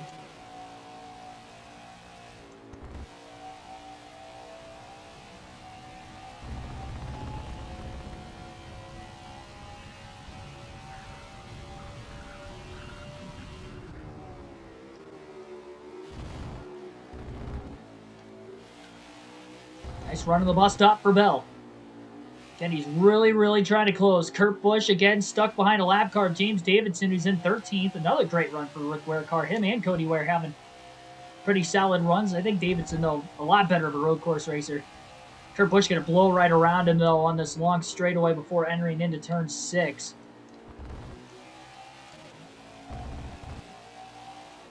Davidson now the first car 1 lap down. Bell drives it in deep into 7, trying to get to that inside of Joey Logano. Did for a moment. Logano goes a little wider, barely keeping the car on the racetrack. Bell's lacking the straightaway speed with the damage. Part of why Kurt Busch may be a little bit faster at this point in the run. Big wheel lock up by Logano, and Bell got into the back of him. So Bell into the back of Logano after Logano had locked up his rear tires and wheel hopped the car. Bell couldn't check up in time, so he'll get around Joey with the lack of speed into the S's. Hops in the draft of the 15 car. Hops out of line. Gonna try to outbrake Davidson into the bus stop. What a pass by Christopher Bell. Very aggressive as he outbreaks the 15 of James Davidson. Josh Bilicki right in front of Kurt Busch.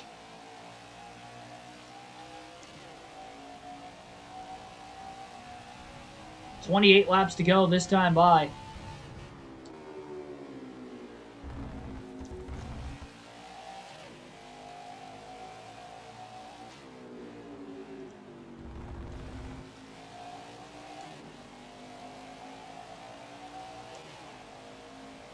Kurt Busch gets around Bilicki. That will be another spot Bell will have to gain for the free pass position. Busch goes low into turn 1, makes a clean pass on the 52. What's up with the Rick Ware cars running good road courses in this game?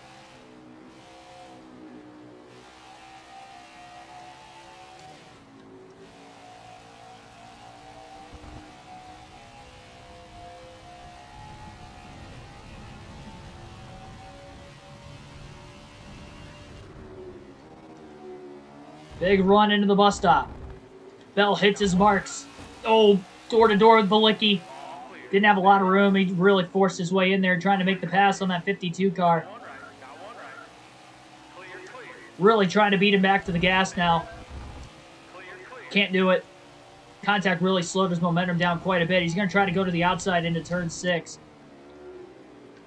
Davidson with that low defensive line. Bell trying to back the corner up, but he doesn't have that horsepower anymore with the damage to be able to back the corner up and really get it to work. He's almost having to drive in really, really deep, and that's why he got into the back and turned Elliott for position a little bit earlier in this run. Look at him going deep into turn 1 again as he tries to challenge Josh Bilicki in the 52. Into the S's. Looking to make a pass. And hits 4th gear at a good point. He'll clear Bilicki. But again, he's a couple seconds behind Kurt Busch by the time he gets around the next car.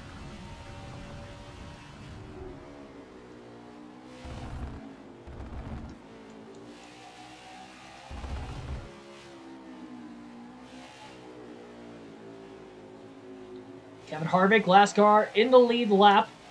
The 11th spot. Bell closes in turn 5. On Kurt Busch, that is.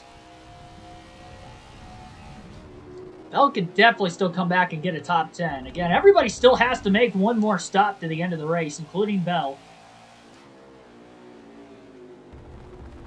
That was a tough break, not only to blow a left front tire, but to have that happen at turn 1. Having to go all the way around this 2.45 mile racetrack with that blown left front, costing him even more time than just having to make the extra stop itself.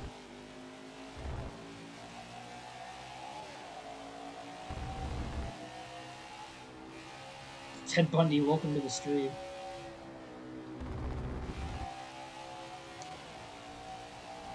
I had no clue what he said. Thank you for the mods keeping up with that.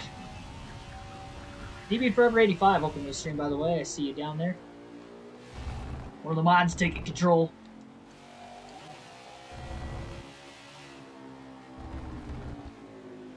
I think Bell's a little bit quicker than Kurt Busch, but Kurt definitely gets through these lap cars a lot better than Christopher Bell has been during this current tire stint.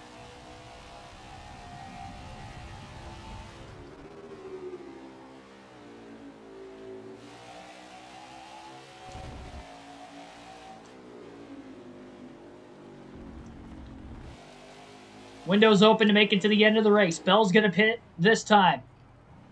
No adjustment changes. It'll be 4 tires and fuel for Christopher Bell. Jimmy Fan 48, welcome to the stream.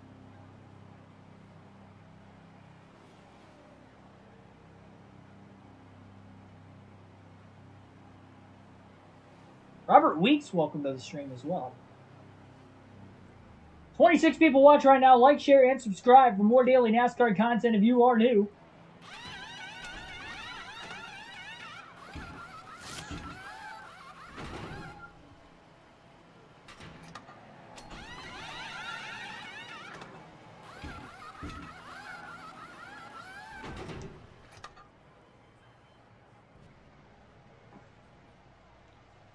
So Bell's short pitting his final stop of the day. He is good to the end on fuel. Now he just has to make sure he doesn't have another instance where he blows a tire, because otherwise that's going to be 2 extra stops. But this should cycle him back on the lead lap, having these fresher tires. for when everybody does make their final stop. He'll be able to gain some track position, hopefully doing this and get back inside the top 10. He was in 12th place when these pit stops started. It'll be a 26-lap run to the finish, so it'll be the second longest fuel stint for Bell in the race. He went 27 laps earlier, so his window is open.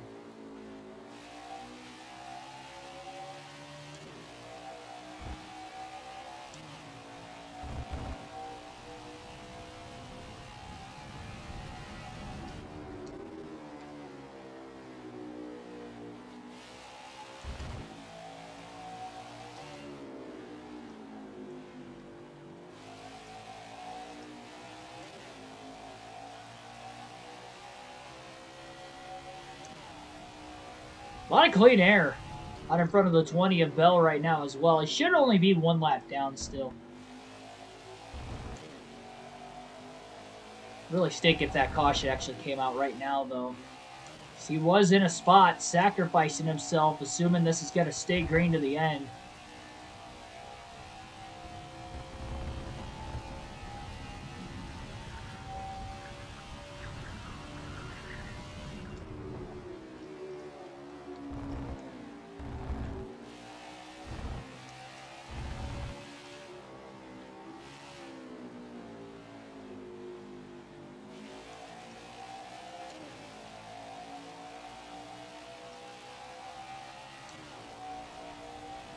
Save me from having to see what people... There you go.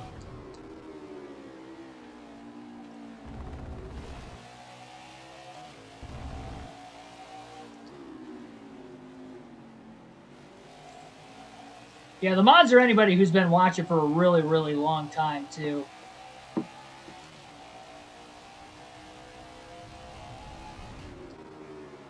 Oh, man, side by side into turn 1, kind of stacking up quite a few cars. Enough so to where Bell got into the back of Matt DiBenedetto. So we just got into him again. Oh boy, he almost turned himself in the S's. Trying to get around the 21.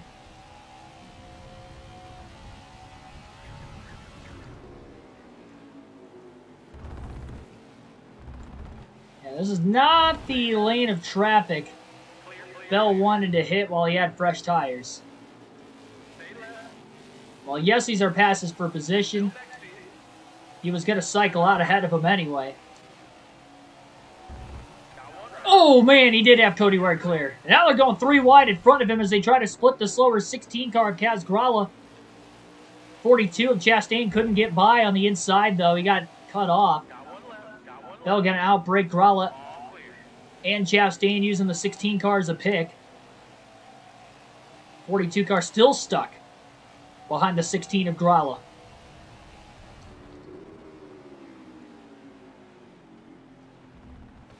Oh, you have? I didn't realize you've been here that long.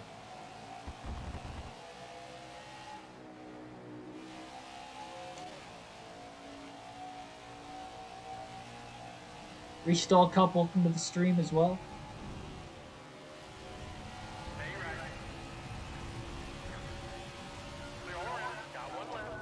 Oh, man, I thought McDowell was going to turn Bell. He kind of cut down. I don't know if he was trying to side draft Bell. Right as Bell was trying to send it into the bus stop, and it's actually good that he outbraked McDowell as much as he did.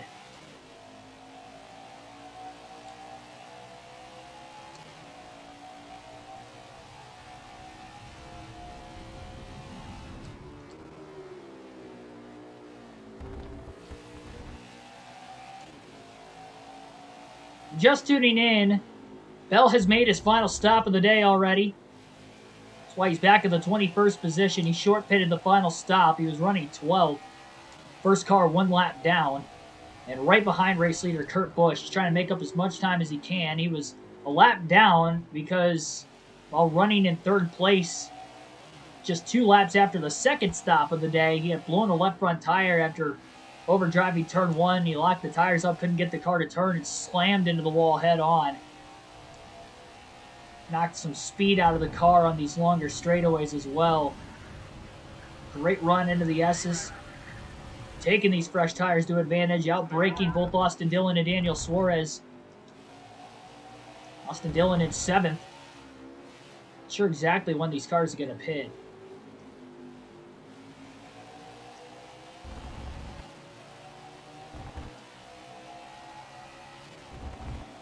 Ryan Newman for position in 18th as well. Newman drove it in deep into turn 6. Got the 53 of Joe Gase in front of him.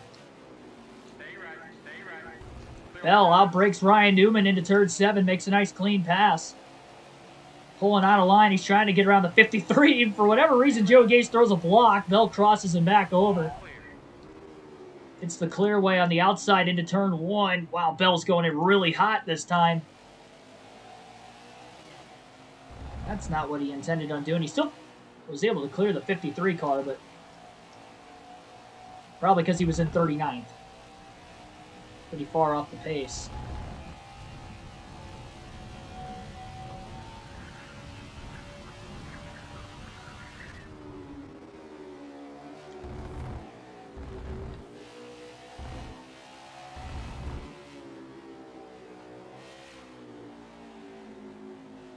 Denny Hamlin's back to 16th. I wonder if he pit already.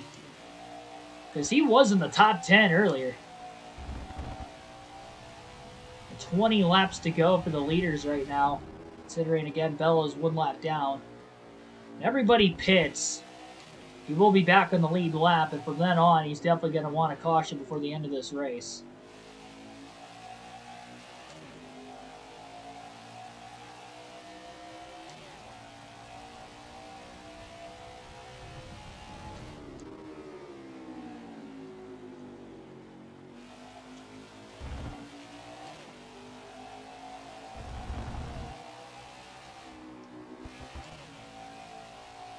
Hamlin scored 15th right now.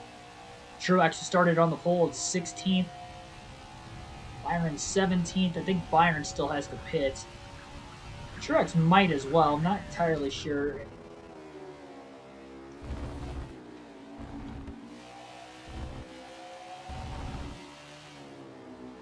Anybody in front of Bell would have pit of those 3 drivers. It would definitely be Hamlin in the 11. Big slide. Trying to get back to the gas in the middle of turn 5 as he had those right side tires hooked on the curbing on the inside lane.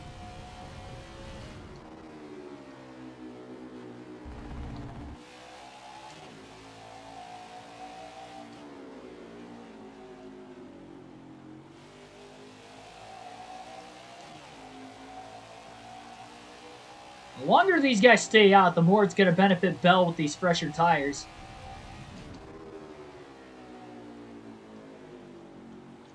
Really hot in turn 1.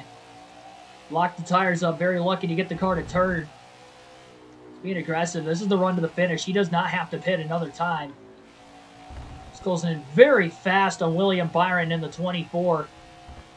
Oh, actually, no. That's Kurt Busch in front of him. So Kurt's back to 4th. I think he pit already. How is Kurt Busch still ahead of Bell after Bell short pitted?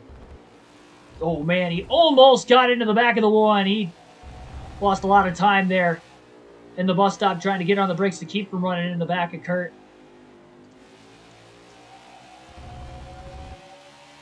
How is our pit crew that slow? That Bell short pitted when he was right behind Kurt Busch, and Kurt still comes out of the pits in front of Bell, which would have Bell 1 lap down at the end of this race. This pit crew has definitely shot Bell in the foot all day long. Byron still has a pit. Kurt got caught behind him. Bell's going to draft the back of the 24 car down this long straightaway, pick up some speed, try to carry that momentum into turn 1, dive bombing to the inside of Bell, or Byron rather, sorry, Bell to the inside.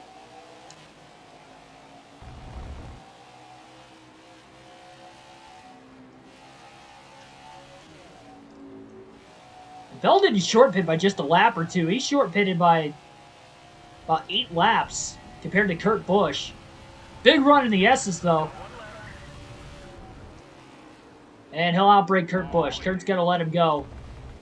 He's got nothing to lose. Kurt's trying to win his first race of the season. He's led a lot of laps, a little contact with Cole Custer. That's going to hurt the 20 of Bell. He tries to get around Cole. Clears him off the exit of turn 5. Kurt Busch still caught behind Custer down the long straight. So Bell is actually... Well, he's not back on the lead lap yet because still the top two have to pit. Once the top two on the racetrack pit, then Bell will be back on the lead lap and have to hope for a caution at the end of the race. Yeah, Radman's a pretty cool guy. I don't watch too much of his stuff, but he's pretty cool. They're all, I mean, all the NASCAR YouTubers really are, for the most part, are pretty good down-to-earth guys. I've only met 2 of them, but...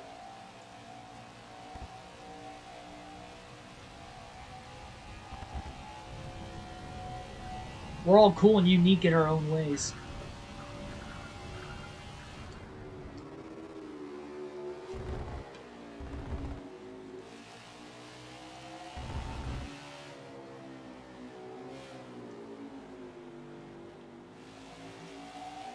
They're slowly pulling away from Kurt Busch, though. I think a lot of it probably has to do with Kurt being trapped behind Custer a lot longer than Bell was.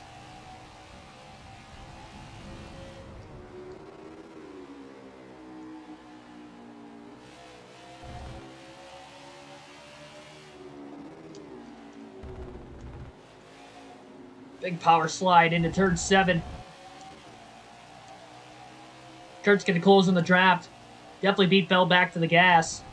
Bell going to pull out a line, looking to make a pass on the 7 of LaJoy. He couldn't do it, and he got into the back of him. Now he's on the outside of LaJoy into the Estes, and that's going to cost him time. Bell again into LaJoy. Finally clears him. Kurt Busch is closing again. Major race right now for Bell to try and stay on the lead lap.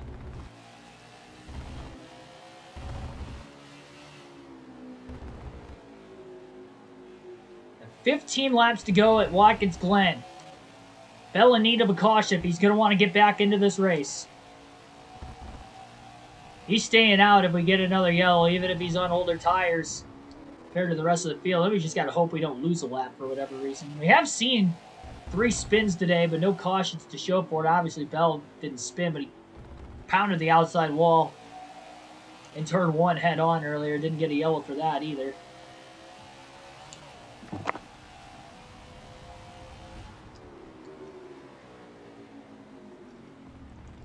Big lockup of the rear tires into turn 1.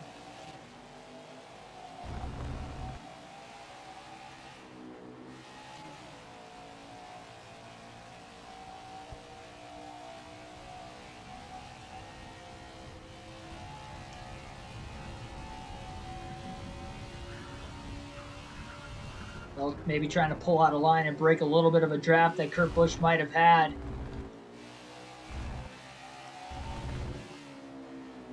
Oh, back to about 1.5 seconds ahead of Kurt.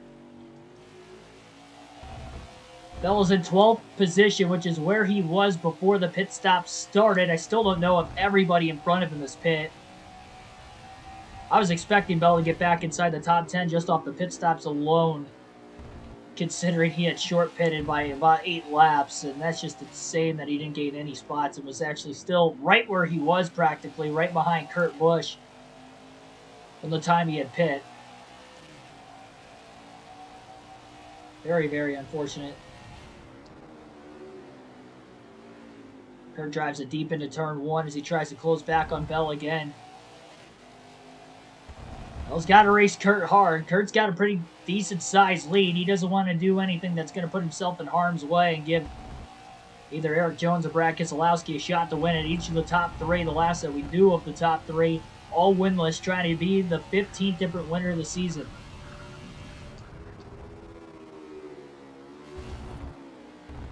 Oh, we got another spin. Another car coming back onto the racetrack. It's Michael McDowell. Bell goes under the grass to miss him.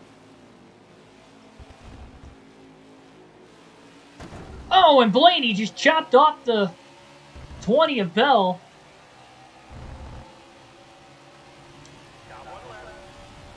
Right in the middle of the corner. Kurt Busch is able to get by McDowell as well. Bell had to go under the grass to miss the 34. He's trying to merge back on the racetrack. Bell, meanwhile, up to 11th. McDowell outside the top 30. No caution for McDowell. Going wide off the track. Now the 5th incident we've seen today, still no yellow for it. Spaced out as his field is now. It's going to be very tough to get a caution. That would have been majorly well timed for Bell. We're not going to have many laps left if we get a caution. Tyler Reddick is in 10th, only 2 seconds ahead of Bell.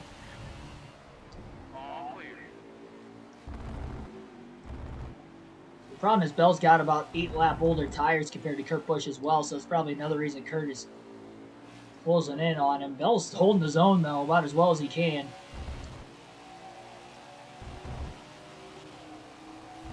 Trying to make a pass on Alex Bowman and Will. Clears him. Oh, wow, Bowman drives it in deep into 6, catching Bell off guard. Not sure why he battled him. Oh, boy, Bell almost squeezed Bowman into the wall. Got back to the gas a little too soon there. Definitely ran the 48 car wide. That was right in front of the leader, Kurt Busch. 11 laps to go now for Kurt.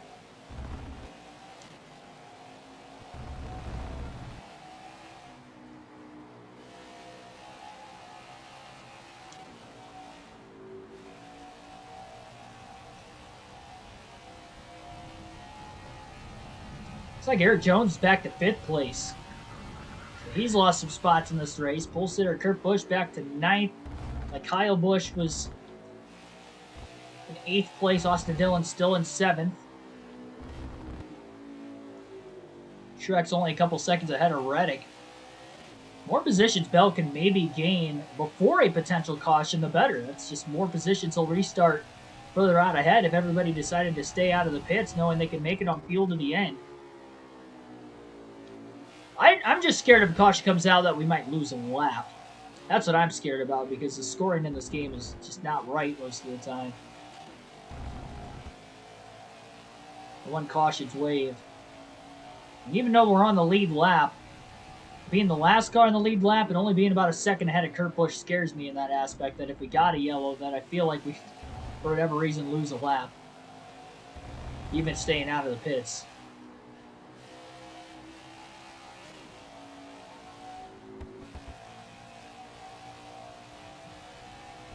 Bell's digging. He wants a top 10 desperately. To have a blown left front tire and come back and finish in the top 10 be highly impressive, especially on a road course.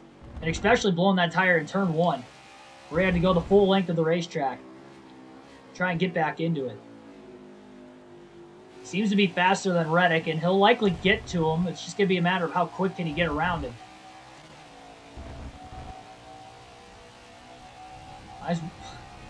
Eyes, welcome to the stream. I almost read that full name until I realized what it was. Welcome to the stream.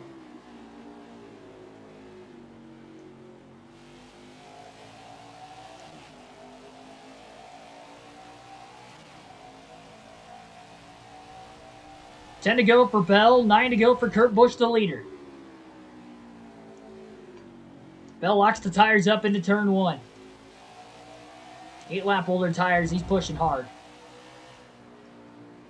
Desperately trying to stay in front of Kurt. Desperately also trying to get back inside the top 10. And desperately looking for a caution, but that side's out of his control. Try for a top 5. I don't know how many seconds ahead Eric Jones is in exactly, but I know he's in 5th. Considering he was in front of us in 2nd when we had blown that tire, I'd be shocked. He's probably quite a ways ahead of us still. I can tell you that if we get a caution, we're going for broke on the restart. I mean, it'll be full send mode.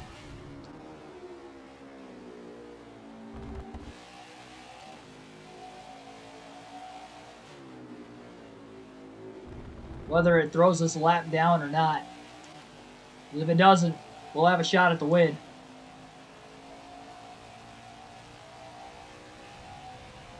It was going to be interesting, though, if it was going to be Bell or Busch. This was looking and shaping up to be the best race of the season. the great racing we had through the first half of the race, over the first half, before Bell had blown that tire right around lap 54. 52, 53, 54. I know it was somewhere around there. He's going to come back to finish on the lead lap, assuming Kurt can't get back around him. Massive run into the bus stop. Giant bounce off the curbing.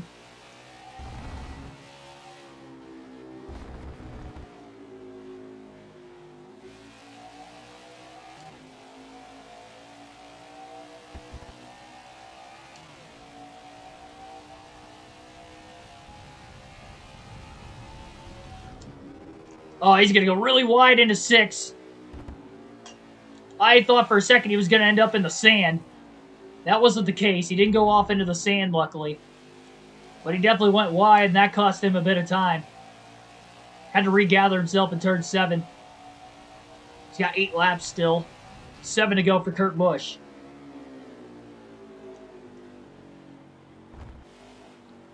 Going to go wide in turn 1.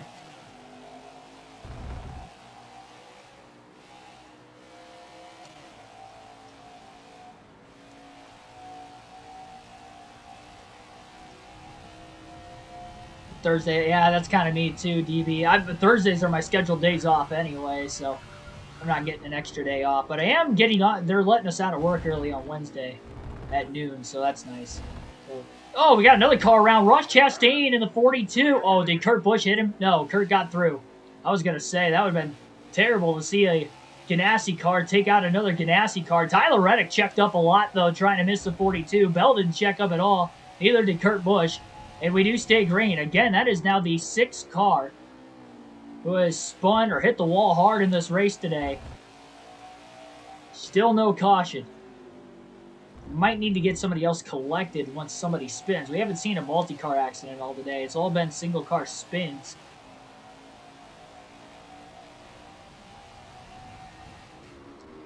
Reddick just pulls Bell down this long straightaway again.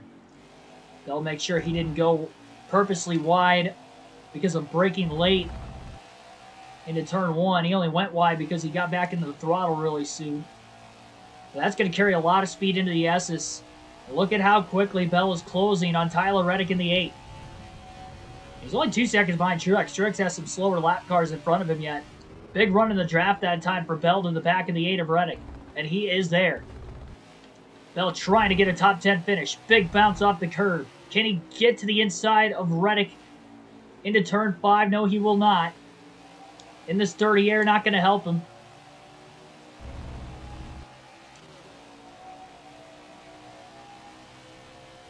Trying to draft again.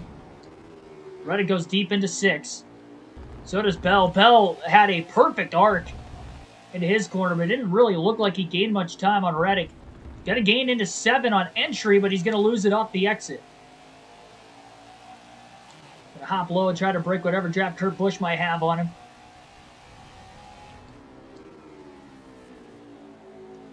Slides the tires into turn 1. 5 laps to go for race leader Kurt Busch. He's trying to stay out of trouble and get to the white flag. We get a caution. At this point, we are going to overtime as we will go past the scheduled distance of the race. Bell again, closing in the S's on Reddick. Not as much as he did the lap before, though. Trying to draft now. He's going to try to outbrake the 8 car into the bus stop. Oh, he's going to get into the back of him. That's going to hurt the 20 car speed even more. How did Reddick hang on to that? He didn't even move. It almost seemed like Reddick got launched further out ahead of Bell. That definitely hurt the 20 car more than it hurt the 8.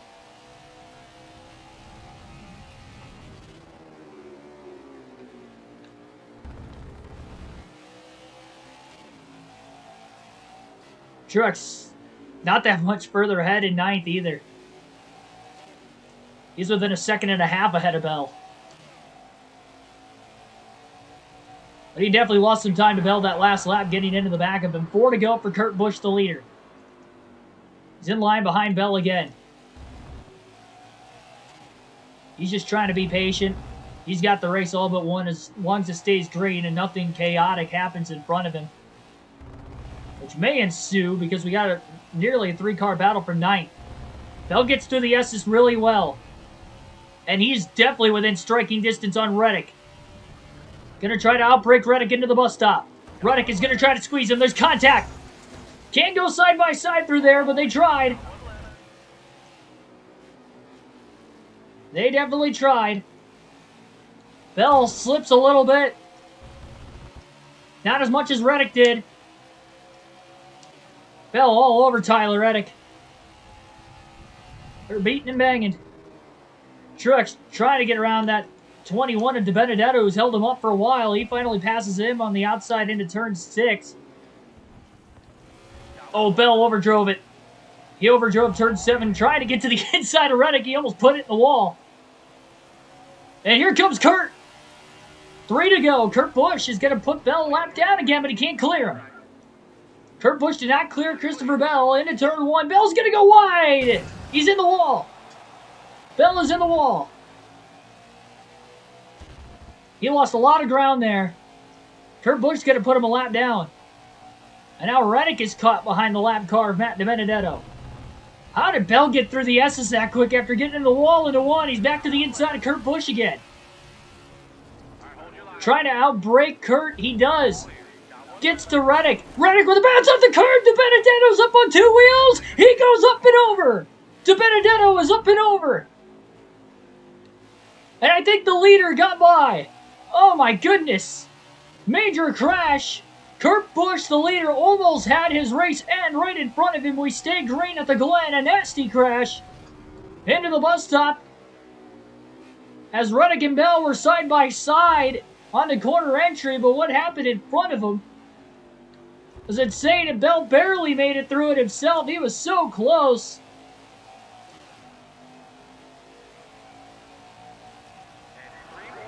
Two to go for Busch. He's trying to get to this white flag before we get a caution for the first time today. Oh my gosh. Was that Bell's final chance to get the top 10 on Reddick?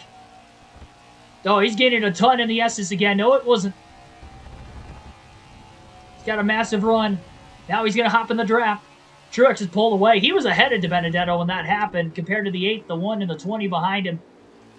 Bell into the back of the 8. That might launch him ahead again. Bell's not trying to get into the back of him. That's only hurting Christopher. Oh, he gets into the rear. They're roughing each other up. Bell doing most of the roughing. Desperate to get a top 10. Oh, he got into his right rear. That about hooked him. Kurt's like, just settle down, guys. Craziest battle for 10th place you'll ever see. White flag in the air. 1 lap to go for Kurt Busch. 2 to go for Christopher Bell and Tyler Reddick, as long as they don't finish a lap down.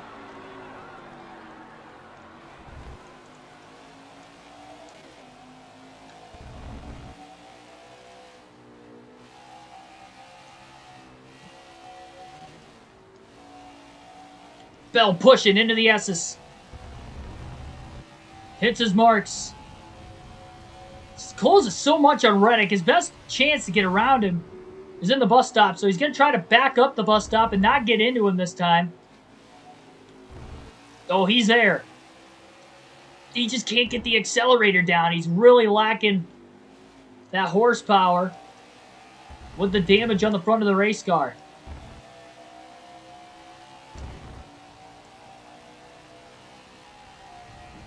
Two corners to go for Kurt Busch, and he's going to win his first race of the year.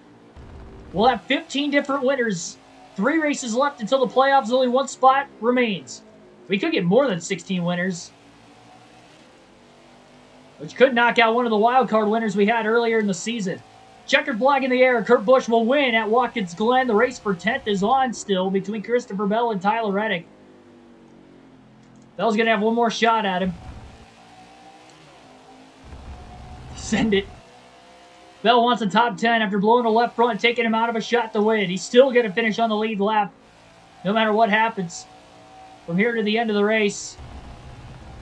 And his last shot's probably going to be in the bus stop this time. Great run in the draft. Trying to outbreak the 8. He gets underneath him. Oh, what a pass! Bell got through there cleanly. And he clears Tyler Reddick. Oh, my goodness, for 10th. He didn't even have to use the bumper. And he pulls him in turn 5. Trying to break the draft. Bell's worst corner's turn 7, though. Reddick's going to have a little bit of a run in the draft this time. Bell's just got to make sure he doesn't overcook these last 2 corners, and I think he's got it. Comeback for Bell. It looks like he's going to finish in the top 10. Checkered flag waving. He will get a top 10 finish. Straight pass in the bus stop cleanly on Tyler Reddick. Bell will get a 10th place finish. That's about as exciting of a 10th place finish so you can possibly get. But another top 10 for Christopher Bell. I mean, there was like no room, but we used all the curbing possible. That was a clean pass. That was a clean pass. We didn't cut the corner. We didn't touch him. I was willing to use the bumper, but I would have had to do it in turn 5 because I'd used it twice in the bus stop, and all I did was launch him further ahead of us. But Kurt Busch gets the win. Kyle Larson with a quiet but solid day, finishing 2nd. Chris Buescher with a great, solid but quiet day, finishing 3rd. Brad Keselowski 4th. Eric Jones rounds out the top 5. Kyle Busch finishes 6th. Austin Dillon 7th. Denny Hamlin 8th. Martin Truex Jr. 9th. Christopher Bell rounds out the top 10. So all 4 JGR Toyotas finish in the back half of the top 10 today. And only 11 cars finished on the lead lap. Caution free. We saw 2 cars split. One right in front of us with about 3 laps to go. That was Matt DiBenedetto. So we'll take a look to see who all DNF'd. No DNFs. So Blaney flipped, still finished 29th. DiBenedetto flipped, rolled back over, and finishes 2 laps down in 22nd. What was this? That was one of the better races of the year, but man, if we didn't overrun turn 1 into the wall, I think we would have had a shot for Kurt Busch. I mean, it was a great battle between Kurt Busch and even Eric Jones when he was up there. Something happened to him. He had a very slow last stop because he was in 2nd, and he ended up coming out of the pits in 5th. And he was only a few seconds behind Busch, just like Bell was before Bell blew his tires. So.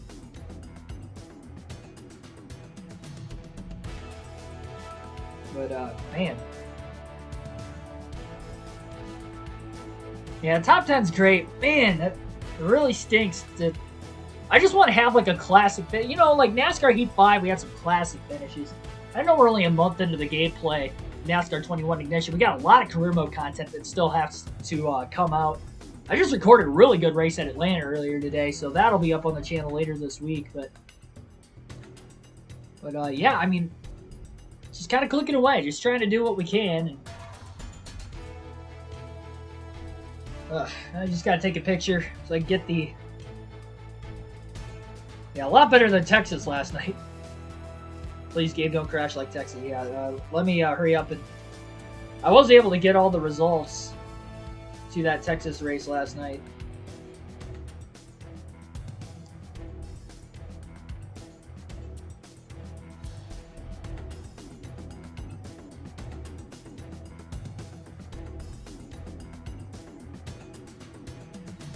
There we go. All right. Well, if you thought that was exciting, wait till tomorrow night. Talladega. Next race of this custom schedule season. It's our 4th and final 50% race of the custom schedule season, so it's only 94 laps, 250 miles. Our start time will be at 7 p.m. Eastern Standard Time tomorrow night on the channel. So again, 7 p.m. Eastern Standard Time for the Talladega 250 tomorrow night.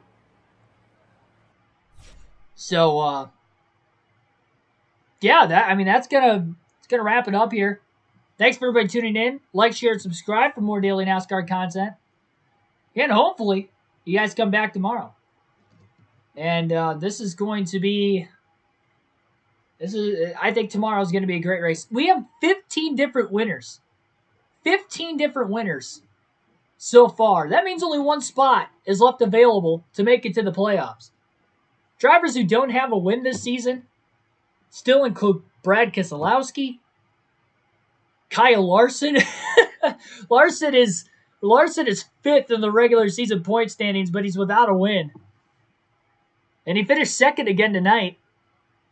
So he's far and away. I mean, it's not even a points race for that last spot right now. You got Larson and then Keselowski's 13th coming into this race, and he had a top 5 too.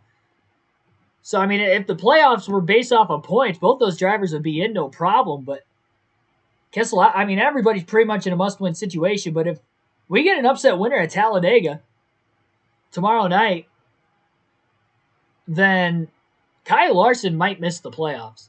He could also get a win.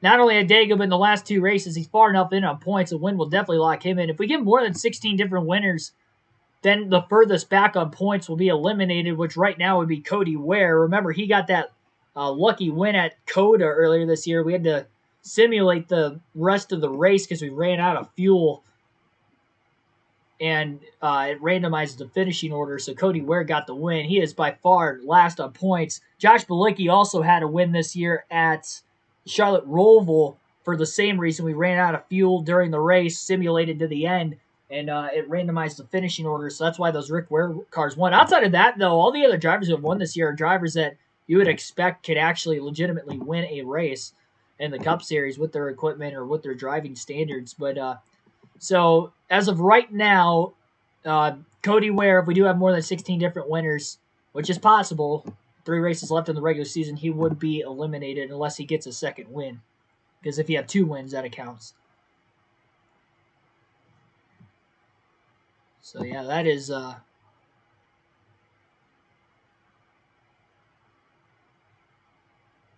was crazy to see you guys down in the chat going nuts for a top 10 finish too. That was pretty cool.